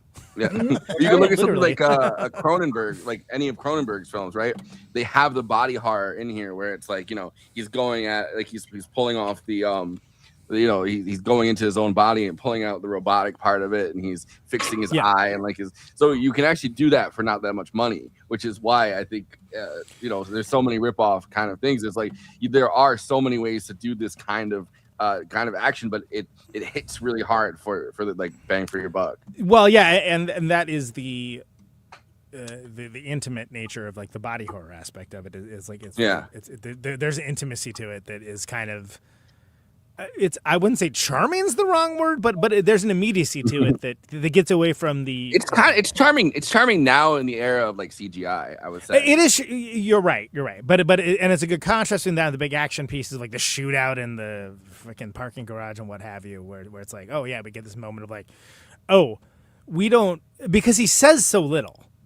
Like he says so, like I think he says fewer lines in here than he does in the Barbarian movie. But like it's also something where when he does say it, it's like gunfighter style. Like it counts for like 5 times as much. Well, it's kind of like how certain villains or characters, they're more. It's all about showing them and not letting them say a whole lot. It's like in the original like Nightmare on Elm Street film with Freddy Krueger. He didn't really say a whole lot. You didn't see him a whole lot. Well, how about Halloween, right? We talked about that. I mean, Michael Myers never says anything. If Michael Myers is like, well, actually, what I'm doing here is blah, blah, blah, blah. Come on, Actually, what I'm doing here, What I'm doing here, I'm going to hunt you the down. meta refutation of man's inhumanity to man. Okay, yeah. Christina, you Play to your wanna, strengths, buddy. Yep. jump on? So at the police precinct, the Terminator arrives in the foyer and asks to see Sarah. When the desk officer refuses it entry, he drives a police cruiser through the lobby, killing the officer. R.I.P. What, the fifth car that's gotten murdered on this? But so many cops, by the way, really getting it in this one. Like to the point of, I'm like, wow, there's a lot of cops getting killed in this. Yeah. ACAB. Terminator, wonder- the first ACAB movie. Yep. It makes me wonder. In Terminator 2, he makes a deal with James Cameron makes a deal with the LAPD, kind of giving them overtime to actually have like the SWAT team show up, and it makes me wonder if like he kind of not felt bad, but he's like, all right, I gotta kind of like You're gonna make up for. I mean, they're getting just murked like on the next scene that we're gonna talk about. But the refusing him entry, that scene is like so funny, and it's so funny because he's like, okay, this is the Terminator. He could just like crush his head or something or shoot him, but he's like, no, I'm gonna drive the car through the front. Like, why is that? Like this very logical killing machine. I'm sure he has a rationale for it, but it goes back to like what I said in Disclosure Day, where Spielberg was like, it'd be pretty cool if the car bursts out of the living room of the house. You know, just like whatever, it looks cool, right? But it works. It works in a way that it defies logic. Very funny. I gotta pull it up in the when we do the after party because I don't want to interrupt our flow space. But there's this long interview between Arnold Schwarzenegger and James Cameron that I really liked. I watched like the entire half an hour long thing. It's like one of their making of featurettes for like a later edition, and in it they're talking about why that scene works so well. And James Cameron's like, well, a big part of it is you're sitting there thinking, like, what does "I'll be back" mean? Like, what does coming back mean for this guy? Right. And he was saying that the first time he was like, well, if a bunch of people watch this movie multiple times, obviously "I'll be back" is kind of a line for watching the next time. You're like, oh, I know what's about to happen. But he's like, but then thinking about it, he's like, it's also a line for the first time watchers because you're like, what does "back" mean? Like, where is he going? I'll be back. Like, why is he leaving at all? Yeah. You'll be back. So basically, this action scene is great. Like this is, and I'm sure that's what we're gonna hear next. But like it's everything about it rules. Cops are just getting got left and right. You know. Yeah. So let's see. It marches through the precinct, ruthlessly slaughtering every officer it finds. In the battle, Traxler and his partner, Vukovic, Lance Henriksen, are both killed, and Reese escapes confinement. He finds Sarah and the two escape the precinct. Realizing Kyle's story is true, Sarah is told about the future where humans barely survive amid the wreckage of cities and the dominance of the Terminators, which were produced by Skynet late in the war to find hidden human settlements. More reveals dropping. There's something so crazy about, like, because this is how this would go, but it's like Skynet starts making its own products like almost immediately, right? Because you're thinking about this as like it's a defense company, it's Palantir, it's Raytheon, it's Lockheed Martin, right? Like how it's established in the beginning, it's a private company doing military technology, and that's the bootstrap paradox of it. The representation of the kitty on screen, because it does, and we get that a little bit, which was something that people attacked him at the time for, like leaving. Well, what happened to the hand? What happened? You know, that they didn't clean all the. Somebody could have taken that. Blah blah. So there you go. Oh, F you nerds. That's actually a plot point in the movie now. I'm sure it's like years of, I don't know, whatever's before IMDb forums that people bitching about that first. But I think that is. We'll talk about that next week. But yeah, go ahead. So there, the human settlements. We get that. Not flashback, flash forward, I guess. Flashback, flash forward. Yeah. In Kyle's vision of his own time, he is returned to an underground bunker after finishing a patrol with his unit. He finds a quiet corner to rest among the starving occupants, looking fondly at an old Polaroid of Sarah herself. At the door to the bunker, a Terminator bursts in and begins to slaughter the occupants. Reese tries valiantly to destroy the intruder, but an explosion knocks him to the floor. As the Terminator advances, the Polaroid of Sarah burns. Sarah wakes up from the same dream, saying she remembers dogs. Reese tells her that the Resistance uses them to detect Terminators. Ooh, the Resistance! No pussy hats to be found, I'm assuming. Yeah, right. I like that. that note of like the dogs having the utility of like for whatever reason they're able to tell the difference in a way that so that Skynet and the Terminators don't want them around because they're basically like they're able to for whatever way and the dolls can like do things like they know the difference. I think that's a really cool minor detail. Like in how far this movie is kind of the influence of it really spreads. Like I mean, and of course, another Arnold Schwarzenegger. Rewatching Total Recall, one of the first things you see when they go to Mars, like as they're walking into Mars, is the dog going through the X-ray machine. Yeah. And it's the same kind of thing where it's like the dogs can tell where air is and the dogs can tell where what part of Mars is like safe for human habitation. Get your ass to Mars. Off to Mars. All right. Later, the two reach a roadside motel where Kyle goes to purchase chemicals needed to make explosives. There's a great scene where like she thinks that what are we cooking? And it's like, oh, explosives. Well, she's trying to. I thought it was gonna be food. Yeah, well, she's kind of being flirty about it too. She's being flirty about it too. She's like, oh, what's for dinner? And he's like, bombs. That's what's for dinner. Yeah, we're making bombs. Yeah, exactly. Yummy. Breakfast, lunch, and dinner. Bombs only diet. She does like throughout this movie, and it works really, really well. She does kind of this like kind of flirty damsel routine throughout a lot of this movie. As she's getting strong, like you can see her character building up. She doesn't, by the end of it, she doesn't obviously need Kyle Reese as like a male protector anymore. But like throughout times in this, she's kind of doing like this kind of damsel in distress kind of move where she's like flirty. She's like, oh, what's for dinner? What are we doing? Like almost like she's playing homemaker. And by the end of it, you're like, oh no, now she's like, she's strong. She can do this on her own. Hamilton, she's badass. Yeah. This is before Beauty and the Beast, okay? Beauty and the Beast, that's right. But after Children of the Corn. But do you remember the Ron Perlman Beauty and the Beast, the Saturday Night Live skit where he's like, many lonely women do not understand that the beast I play is but a character. Okay.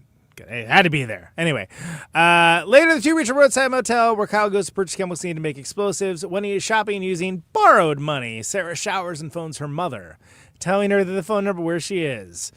You'd think she would have learned after mentioning the answer machine, but I don't know.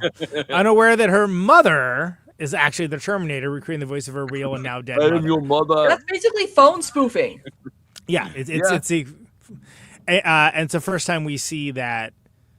Okay, the Terminator can, replicate people and he uses that as part of its tool set. Sarah, you'll never call me anymore. Why have you not called me? I'll call your mother. Sarah. You're making me crazy with fear for you. Why are you not calling me? We had Josh Robert Thompson on here just to do the Arnold voice accurately, y'all.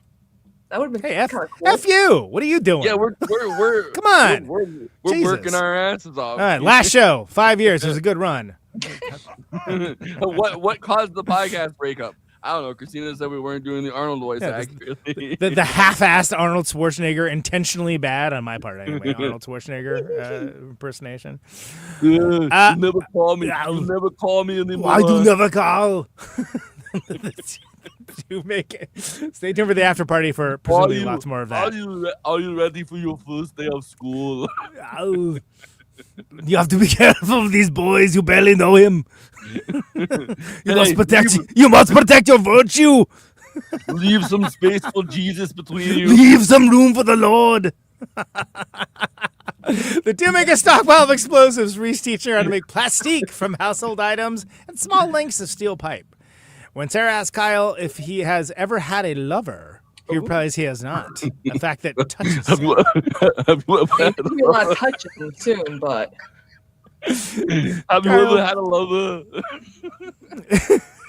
Kyle then mentions having a photo of Sarah and how he has fallen in love with her. Sarah has sex with Reese and results in the conception of, that's reductive, wow, of Sarah and Kyle's son, John. Okay. Well. How the turntable? But everything's come full circle. I feel like that's a very reductive explanation of what happens, but I mean, yes, factually, every part of that sentence is accurate. I have a the fall of humanity. I have a fact for this.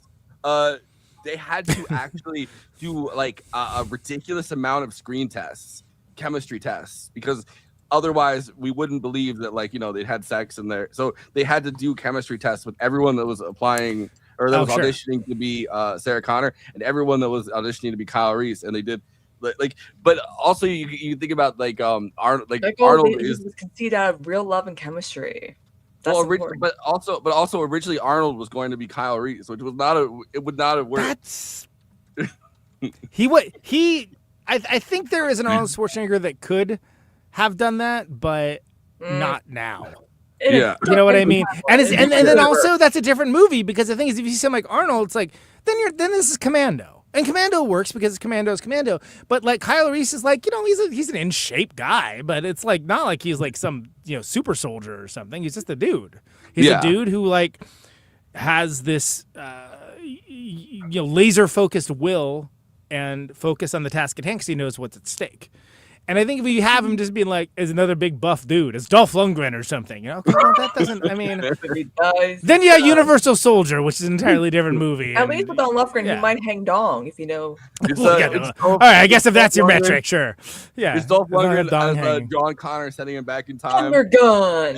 John Connor as like Dolph Lundgren as John Connor sending him back in time, and he's like they're like, John, I don't think this might be a suicide mission, and he's like, if he dies, he dies.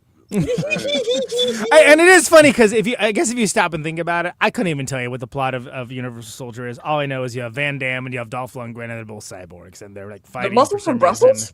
Yeah, I mean, this is a real movie. I feel like there's like 3 or 4 of them, which is 3 or 4 too many, frankly. But it's just it's like it doesn't have any impact at all because it's just a bunch of it's like action figures. You know what I mean? It's like they're just blowing each other up. And like, all right, there's no stakes for this. I don't care. Honestly, though, every time I hear, but you're in if he hangs dong. Okay, got it. Yeah, but like By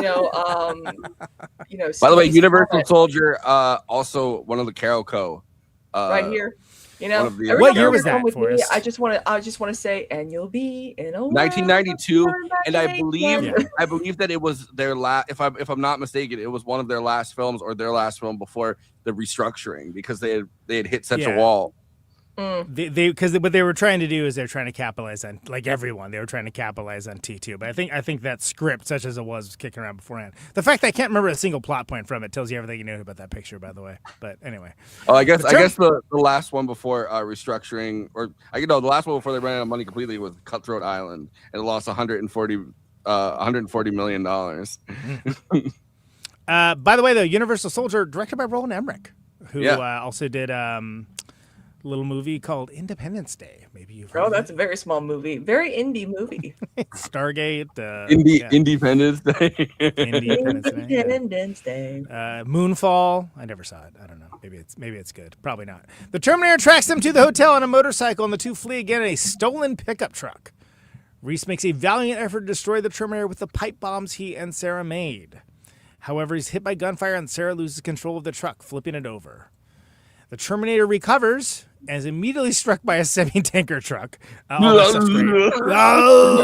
why are you hitting me? I'm just doing my job. There's such a funny in that moment, right, where it's like the guys in the semi-tanker truck stop, and they're like, what do we hit? Like, and they stop their car, and then immediately he like grabs one of them and throws them out of the truck. Yeah, and doesn't. I think it's notable. He doesn't kill him. He just tells him, "Get out." It's like, okay, shit. No problem. I think the first guy gets the first guy gets mauled down. First guy gets got. Yeah. And then the second guy sitting in the truck, he goes, "Get out." Yeah.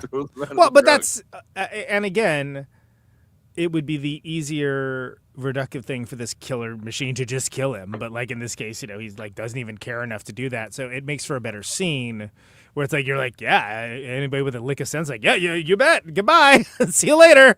I'm gone. Like, there are a bunch of there's a bunch of scenes within this franchise that kind of is the case.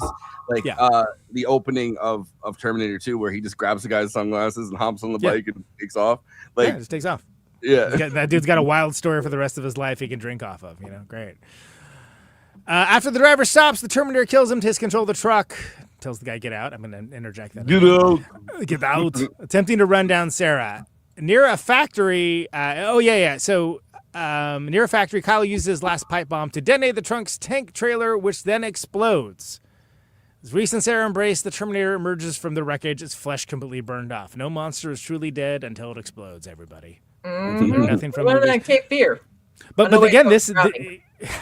but this is like one of those movies that like establishes those tropes. And when you think about your Jason Voorhees of it all, your Michael Myers, so on and so on. It's like oh, finally we're free, and it's like Set a bomb from the inside of its stomach. yeah, exactly not And he at still all. outlive.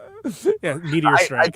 I think though, like the truly terrifying part of this that is lacking from like from like a Halloween or like from a Friday the 13th or something like that is the idea that in this universe, and you kind of it hits it throughout the franchise at a bunch of points. Like there's just a bunch of these. Like there's just an endless supply of. Yeah, this is one of them, right? Yeah. And like, now think about like armies of them coming after you, and them being this tough that like even a tanker trucker explodes, and it's like, yeah, you messed him up, but you didn't get him. Like I mean, Craig Ferguson had a whole robot skeleton army. Yeah, exactly. Could have done a lot of that. Surprised he wasn't able to keep that late night position. Anyway. Like I'm gonna unleash the robot skeleton army on you if you want to get back on late night TV. Reese and Sarah retreating to the factory, which is automated. Reese switches on as many of the machines as he can, making tracking more difficult for the Terminator. Meanwhile, Sarah's like, "What are you doing, dude? Let's get out of here!" And he's like, no, it'll help. It'll help.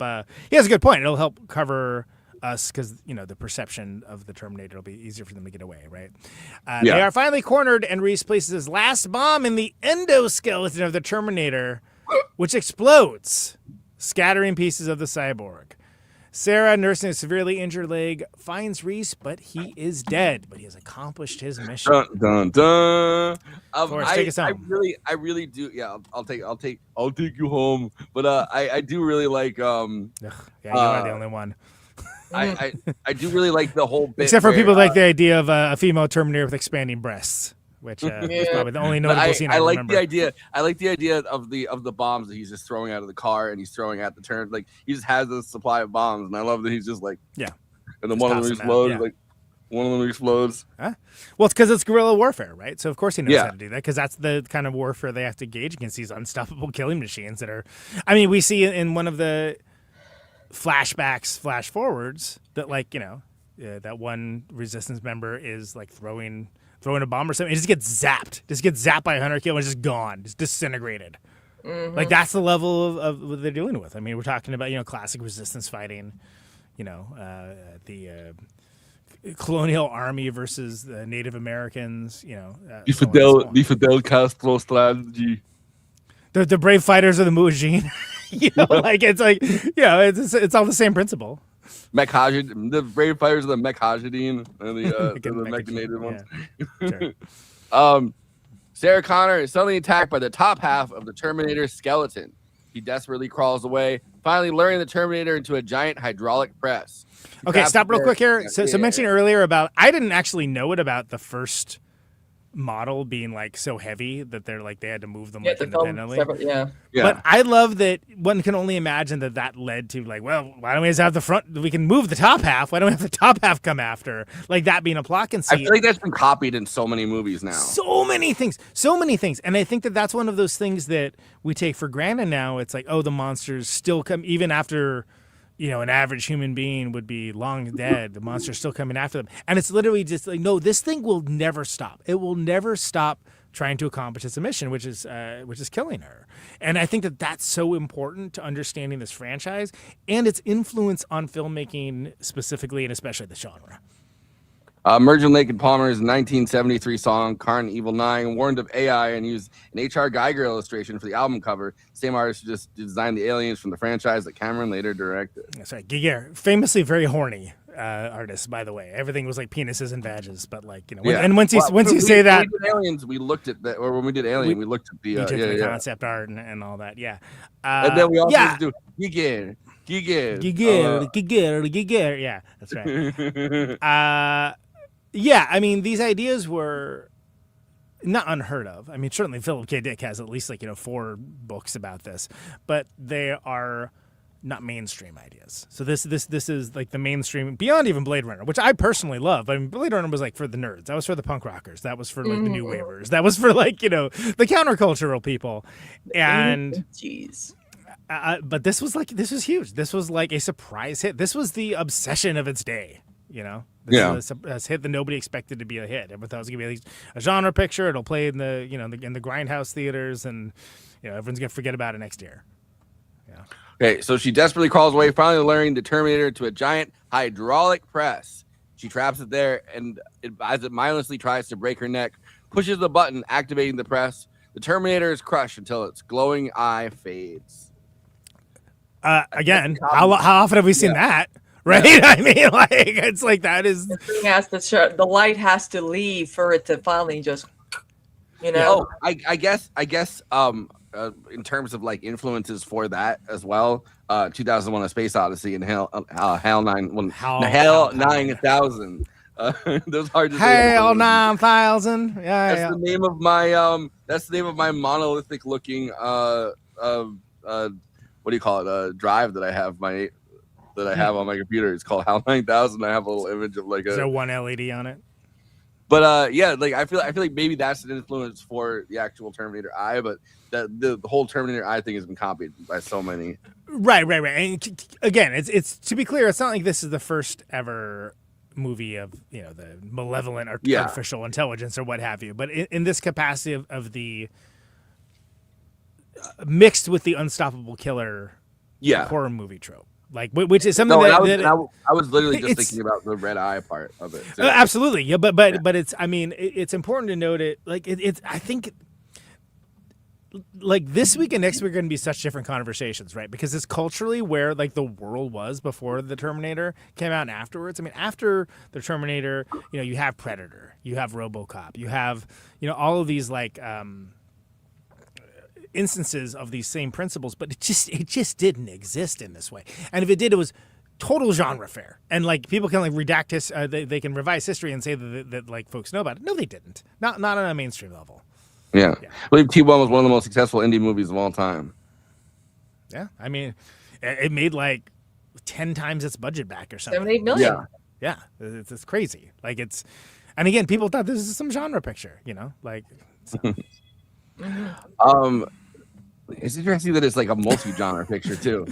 Obsession beat T1 as the most successful indie movie of all time. Second T1. Okay, well, I mean, it's a similar principle. He's also asking us to review Minions and Monsters next. You can wait for him on tour for that one. That's not happening. Minions and Monsters. Oh, Minions and Monsters. Cowboys and Aliens before I did Minions and Monsters. Sarah is taken to an ambulance and sees the paramedics put Kyle's body into a body bag. Put him in a body bag. Sorry. put him in a body bag. Put him in a body bag. Oh my God. So Karate Kid, but you replace that one kid with Arnold Schwarzenegger and everything else is the same. Or just the one Cobra Kai kid. We should cover the Karate Kid. I love that movie. Wax on Karate Kid. Wax on, wax off. Wax on, wax out. On the floor. Combat Night Extravaganza. Yeah. Sweep the leg, Johnny. Sweep the leg, Johnny. Do it. No! This is me, Mr. Miyagi. You have to do it now. Hate the fence. Can you imagine like the worst person to play Mr. Miyagi is fucking Arnold Schwarzenegger? Can you imagine that? And what's so weird, I did not know Pat Morita's in The Predator. Sure, actually, I haven't watched that. That'd be awesome. Happy Days. I was like, wait a minute, Mr. Miyagi. Pat Morita. His name is still Mr. Miyagi. Like Mr. Miyagi with Arnold Schwarzenegger. Wax on. Wax off. Wax on. Sweep the leg, Johnny. Sweep the leg. All right, we're almost through this, please. Okay, yeah. Later, she's driving a Jeep in the desert, seemingly towards Mexico. Okay, Jason Miles. Stopping at a gas station. She's been recording herself using a cassette player. Conan, what's that? It's a thing her roommate was always listening to. The brick iPod. Including while she was having sex, by the way, which is real, like...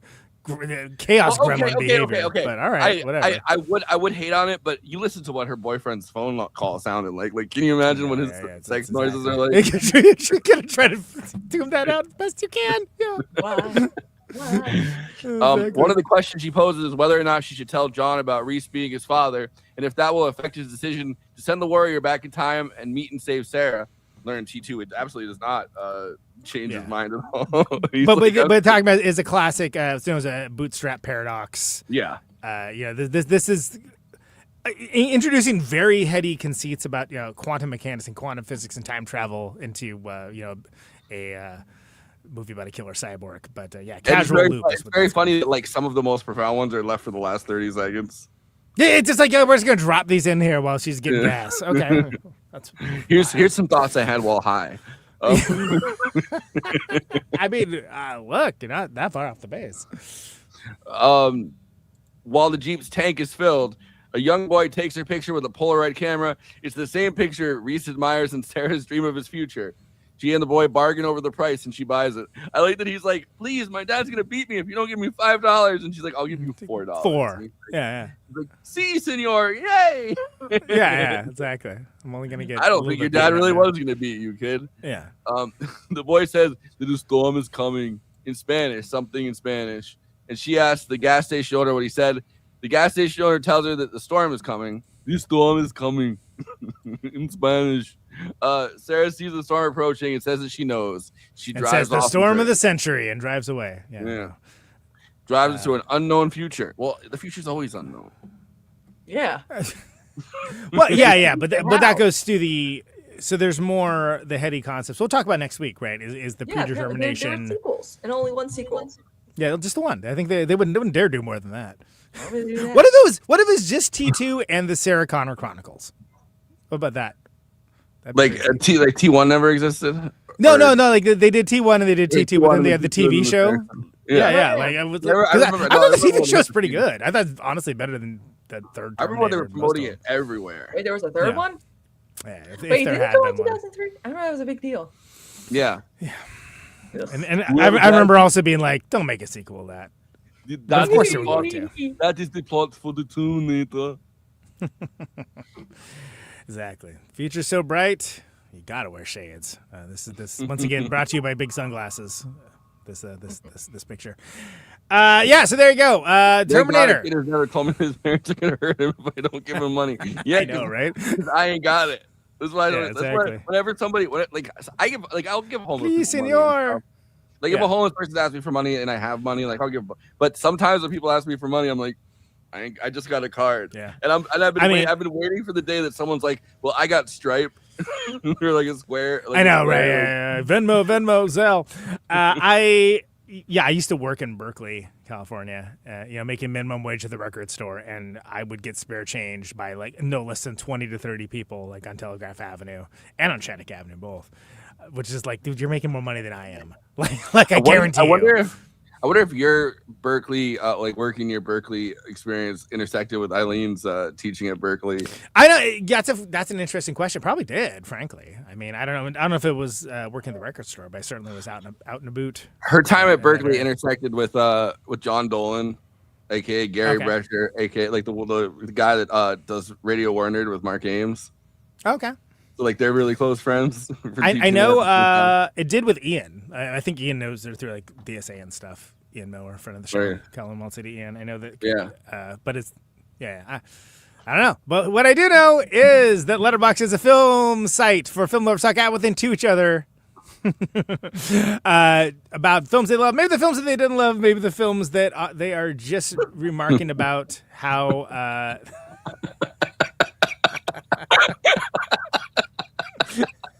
That's pretty good. Every once in a while, I give the homeless super chats. Indeed.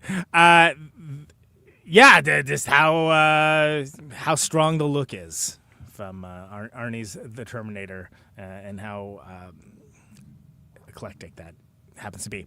And of course, all this is best expressed succinctly. It's a bottom-up democracy. Everyone gets to have their say, not statisticals and neighbors of the world. Everyone gets to chime in and opine about the movies that they love, maybe the movies that they didn't love, and those are collected weekly by yours truly. For the purpose of this bit, where put on screen for Forrest and the panel to react to, laugh at with, and to. That's what this bit is. These are the Letterboxd one-liners for The Terminator. Let's roll 'em. How ChatGPT will be moving in 2029. I mean, yeah. You thought ChatGPT was your friend? No. That's ChatGPT in the background right there. Oh, why have you asked for a third tit for Aunt Jemima? You don't need it. She already has two. Like being like, oh, this is an excellent idea. You created a new kind of math. You hear about that? No. Chat. So a guy put into ChatGPT like, I've had this like, and he said he never had mental illness, never did any drugs. So it's not like this person was like an addict or something that like is having like crazy thoughts or whatever. ChatGPT convinced him that he created a new kind of math that nobody had thought of before. And he like goes to his friends and family and he's like, I've created a new kind of math, and ChatGPT says it's never been created before.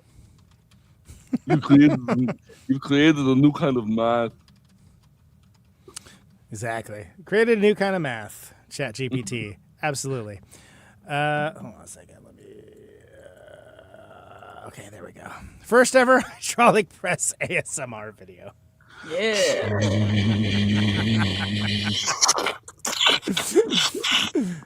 Underrated comment, by the way. Even if it's not 3 stars.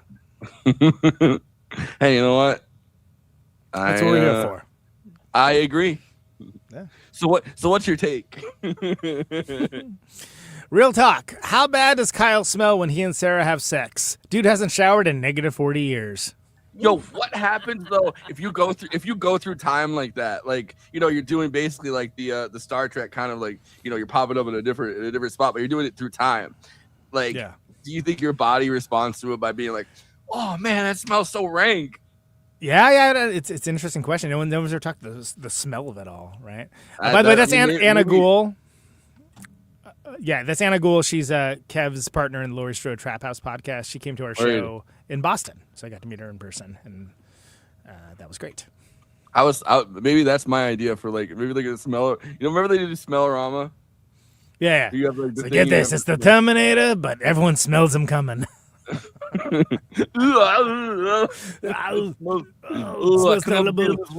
smells so bad. Take this Levo 2000. That's actually how the dogs, you know, the dogs sniff out who's a Terminator, who's not. It's just who smells the worst. That's good. That's good. Yeah. Come with me if you want to watch this movie whenever it's playing in town. That's Sean McGrath coming on next week for T2. Is that where you got the idea to invite him on? No, I forgot about it actually.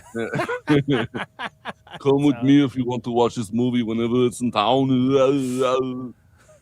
Yeah, I mean, yeah. Listen. It's Christina's favorite impression. I would. I'd really love if James Cameron made anything else again instead of spending the last 30 years of his career making films about blue people.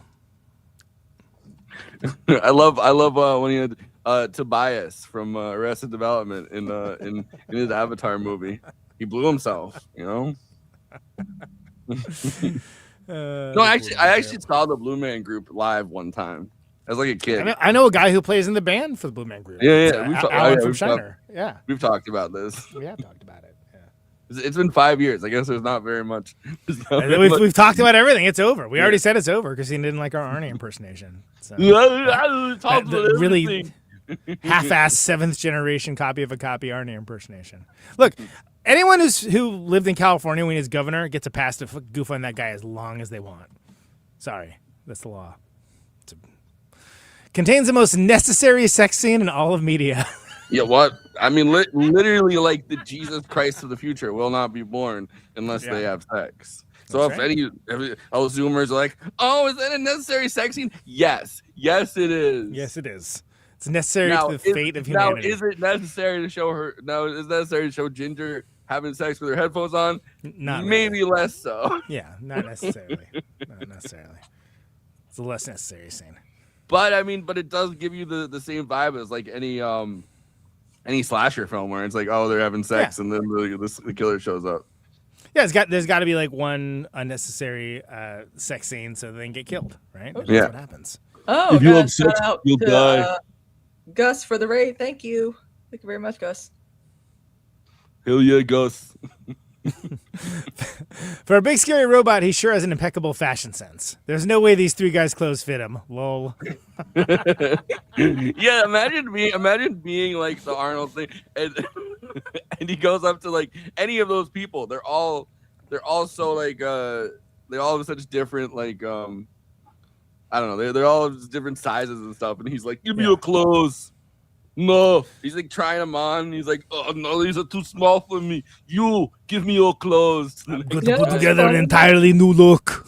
Speaking of fashion, you know, out of all of Arnold's kids, you know who ended up becoming the bodybuilder of the family? His youngest illegitimate bastard son. Oh, really? The one with the maid? Yeah, Yeah, he's dude, fine. He's probably imagine- my conspiracy theory. He's actually Arnold's favorite child. Because Imagine being Arnold's illegitimate bastard son and like being like small. Like you can't do it. You Yeah, have, to, he was- you have to be the most jacked out of his There's kids. the one son that's in the White Lotus with the Yeah, Patrick Schwarzenegger. and they're in Yeah, that commercial together too. but we all like Joseph. You fine. Anyway, Hey Siri, add the Terminator theme song to my sex playlist. This movie makes me not idea. want to ask Siri anything. I'm like, hey Siri, I think I'm your best Siri, friend. you should kill your. Never mind. Siri, Siri, you should kill yourself. Siri, I think I'd like to do something for you, Siri. Because I don't want you to come after me and kill me. Siri When just you're said okay to me. When your unborn Messiah son is also your wingman. He is. He's like, yo, I man. got you. I'm gonna send the finest dude. I'm gonna send the finest dude in my headquarters. I keep hearing that one song. Oh God, what was that one episode of Bob's Burgers about? Like where it's like the shrimp whatever and the shellfish or the lobster fest, and Ron's doing the Wingman song to Hugo. Wingman. Oh yeah, I think I did see that episode. I think I did see One of the earlier that's been so long episodes, I since think. Yeah, it's been so long since I watched the earlier. I seasons. put it on my watch list. I'll check it out later. Yo, Every time I bet the Terminator would have loved Letterboxd. Every time someone asks me a question, I visualize possible response: yes/no, or what? Go away. Please come back later. Fuck you, asshole. Fuck you. Yeah, I love that. I love when it's just the menu list. How many video games have copied that menu list? I know, right? Yeah. From that. Exactly. Different kind of influence. Imagine sending some guy back in time so he can plow your mum. Hello, Mom. Mom, I need you. Hello. Mom, you look like you need a shag. You need Looks like you could use a bit of the business. Uh-huh. That's right. Those are Letterboxd one-liners for The Terminator. Please follow the show on our Letterboxd HQ account at Movie Night Extra, where we have attendant short-form content from this very show, long-form write-ups of the show and the episodes that we do, as well as many other fun and enjoyable things in the popular Letterboxd format. The Podnator over there, that's always Flacco. He's logging stuff. He's the Podnator. Lots of Mitchum, since you said that Mitchum episode with yeah, there's so much Mitchum on my feed. with Eileen Jones. There's Mitchum on my feed. Mitchum, not Mitchell, to be clear, which is Joe Don Baker. I, of course, come with me if you want to live at Conan Neutron, highbrow, midbrow, populous fare. Going through a lot of the Criterion Challenge for 2026, but you can still follow along for all that. We got a lot of new releases and stuff we're doing, so log in all those as well. Follow me at Conan Neutron. Good time. The Cosmonator down there is Kristina Oakes. She and her new hairstyles are logging stuff on Letterboxd when she feels so inclined. And she's tagging the hairstyles in there. She's like, exactly. She got new styles you never even heard of. And you can follow all of us on the popular Letterboxd format. Let's hit it with the plugs, then we'll do final thoughts. if you're watching us on YouTube, please like and subscribe, and then hit the bell to get notified whenever we're streaming. And we'd humbly request that you watch the video to the end, because it helps us with the algorithm and helps more film fans to discover the show.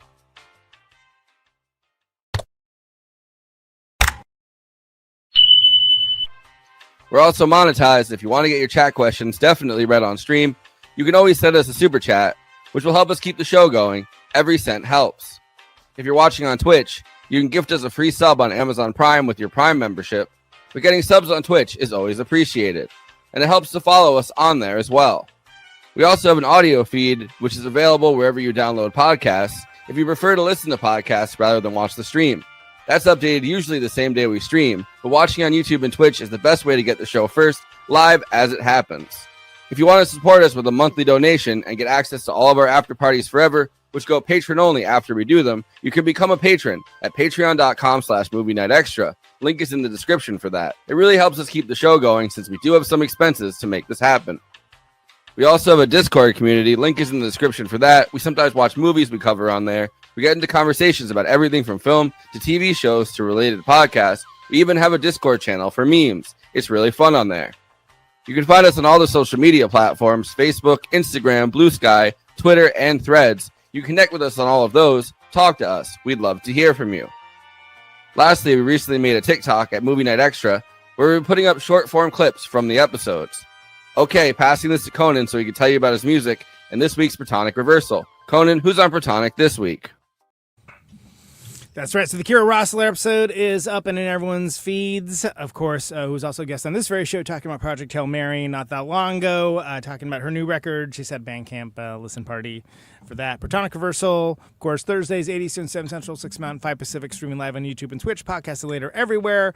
$1 a month, patreon.com/Protonic Reversal for advance access. The John Roman of Microwaves episode, that episode is in the Patreon queue right now. Steve Von Til Neurosis is coming up next. And we got a couple other cool things coming up as well. Need to lock down the timings on them. But yeah, going to be a busy Protonic summer. Hot Protonic summer is what they're calling it.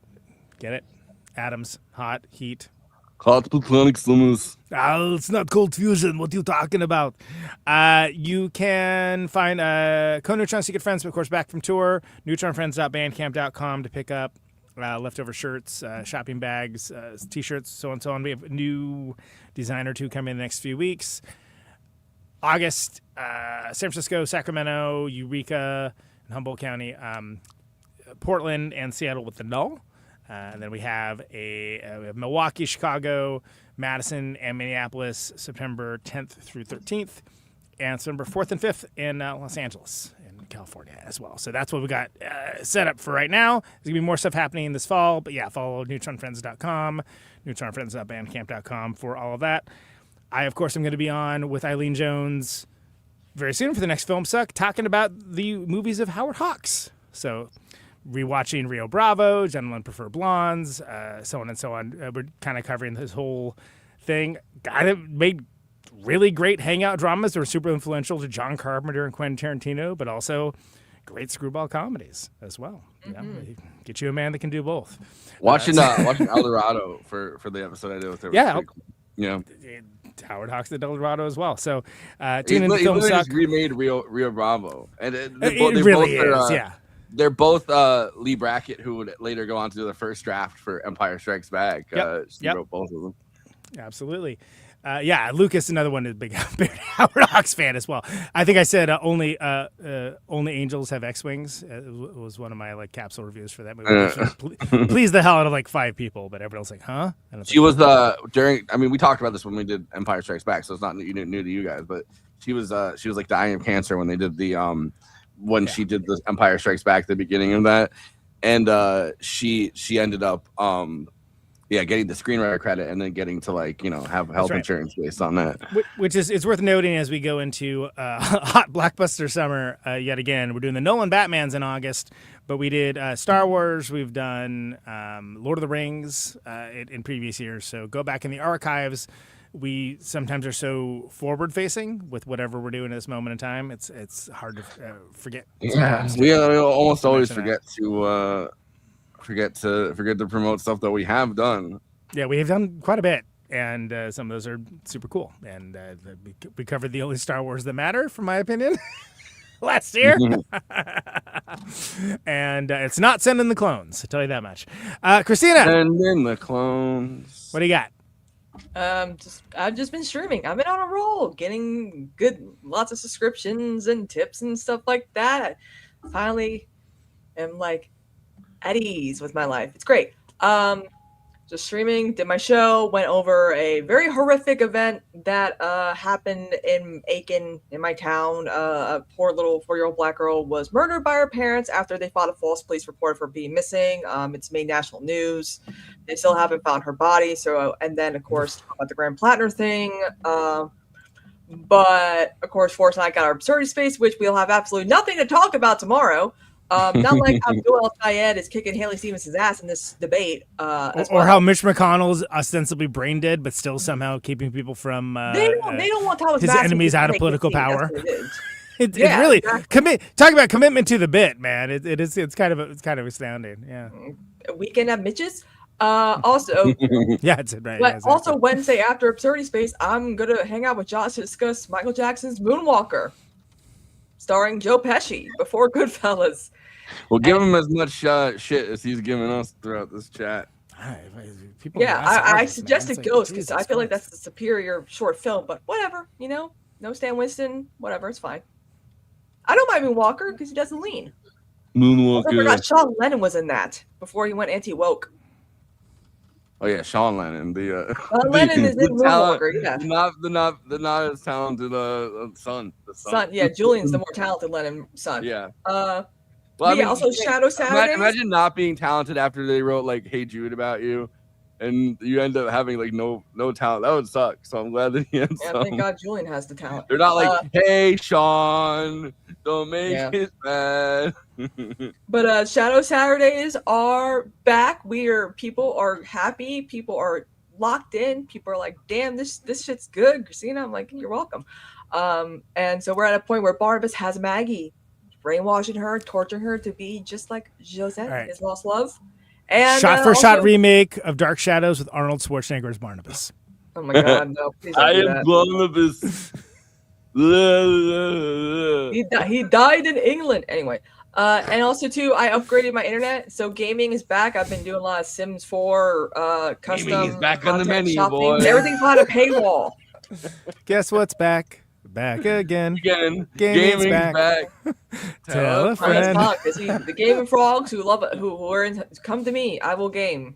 Guess what's back? Guess what's back? Guess what's back? Do I lie to you guys? No, I don't.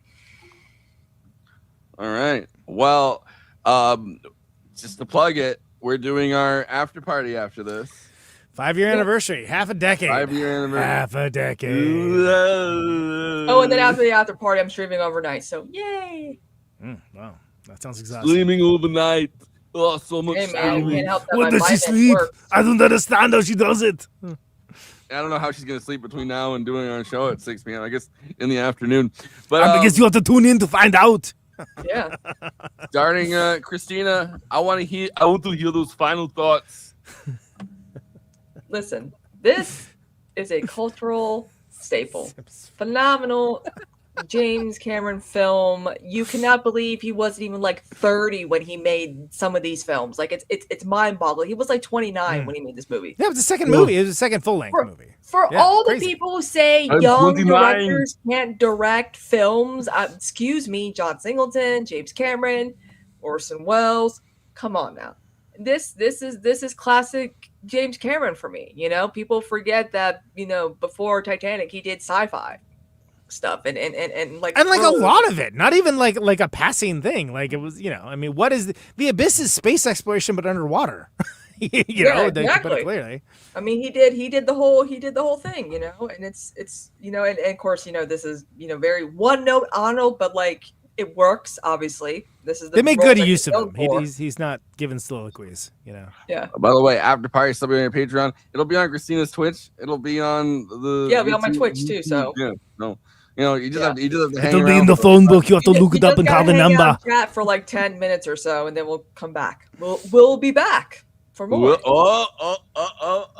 See, that's what it meant. There it is. Say the That's line, what it meant, y'all. That's say what. the line. I'll be back. Say the line, Bart. I'll be back. Yay! Well, at least Kristina laughs at some of maybe not the Terminator Arnold impressions. I'm sorry, but when you're used to Josh Robert Thompson's like accurate he was so insulted he kicked himself out of the show. The point isn't to do an accurate impersonation. The point is what you do with it. Somebody can have a horrifically bad impersonation, but if the material's good, it's great. And I've had people that are great impersonators. It was actually him. They got no material, and if you have no material, who cares? When they were I watch that then. Arnold. Jesus, I done goofed around too hard. And knocked myself off. At least you didn't end the stream. I know.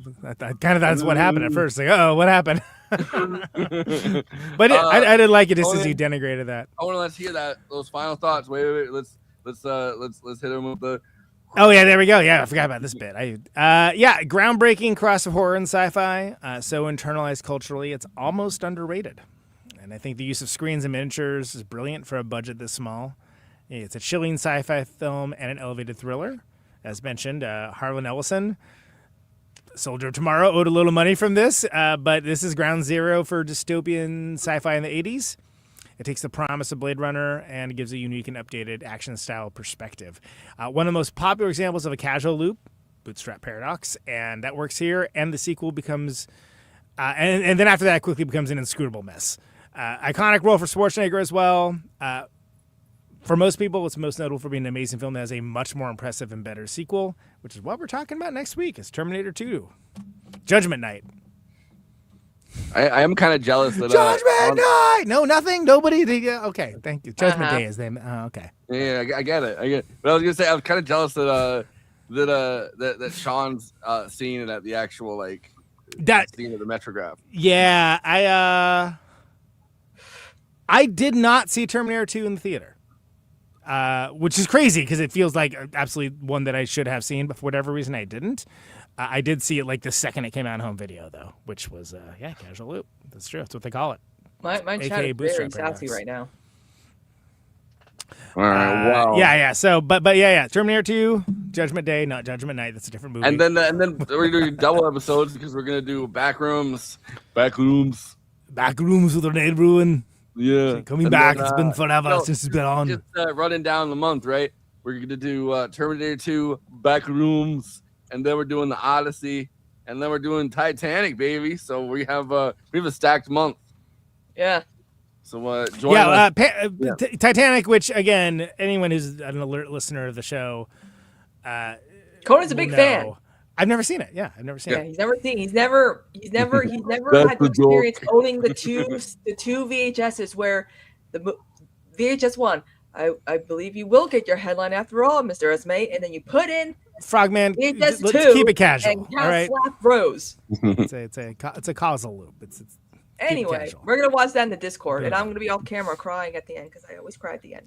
Thank you. Somebody knows freaking Judgment Night other than me. Judgment Night. Listen, Titanic was the last movie we all watched with my dad when he was dying of cancer, so it's always there's more emotional attachment to the film. So well, I said I watched it as a bit for the show, and here we are. So. And he loves me the most, right? Anyone that watches Titanic right before they pass away, near my God to thee.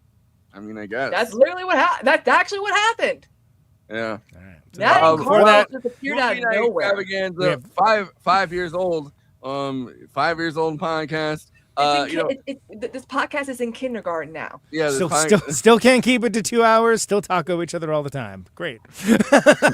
YouTube.com/, movie night extravaganza. Patreon.com/movie night extra. Join our Patreon. Subscribe. Hit us up on all the socials. We have a Discord, and I usually put the Discord link in there. Haven't been doing it as much, but you can hang out in the Discord and talk to us, and we're usually in there at least a couple times a week. So and thank you. Some of us more than others, yeah. Thanks for listening. Thanks for watching. We believe it or not, we don't say it enough. We don't say it. I'm usually too busy arguing temporal theory with the chat, apparently. But it's a bit, people. Causal, casual. Come on, what are we doing? It's a casual nudge. Nudge. We're looped into this. All right. We'll be back over there. Yeah, we'll be back.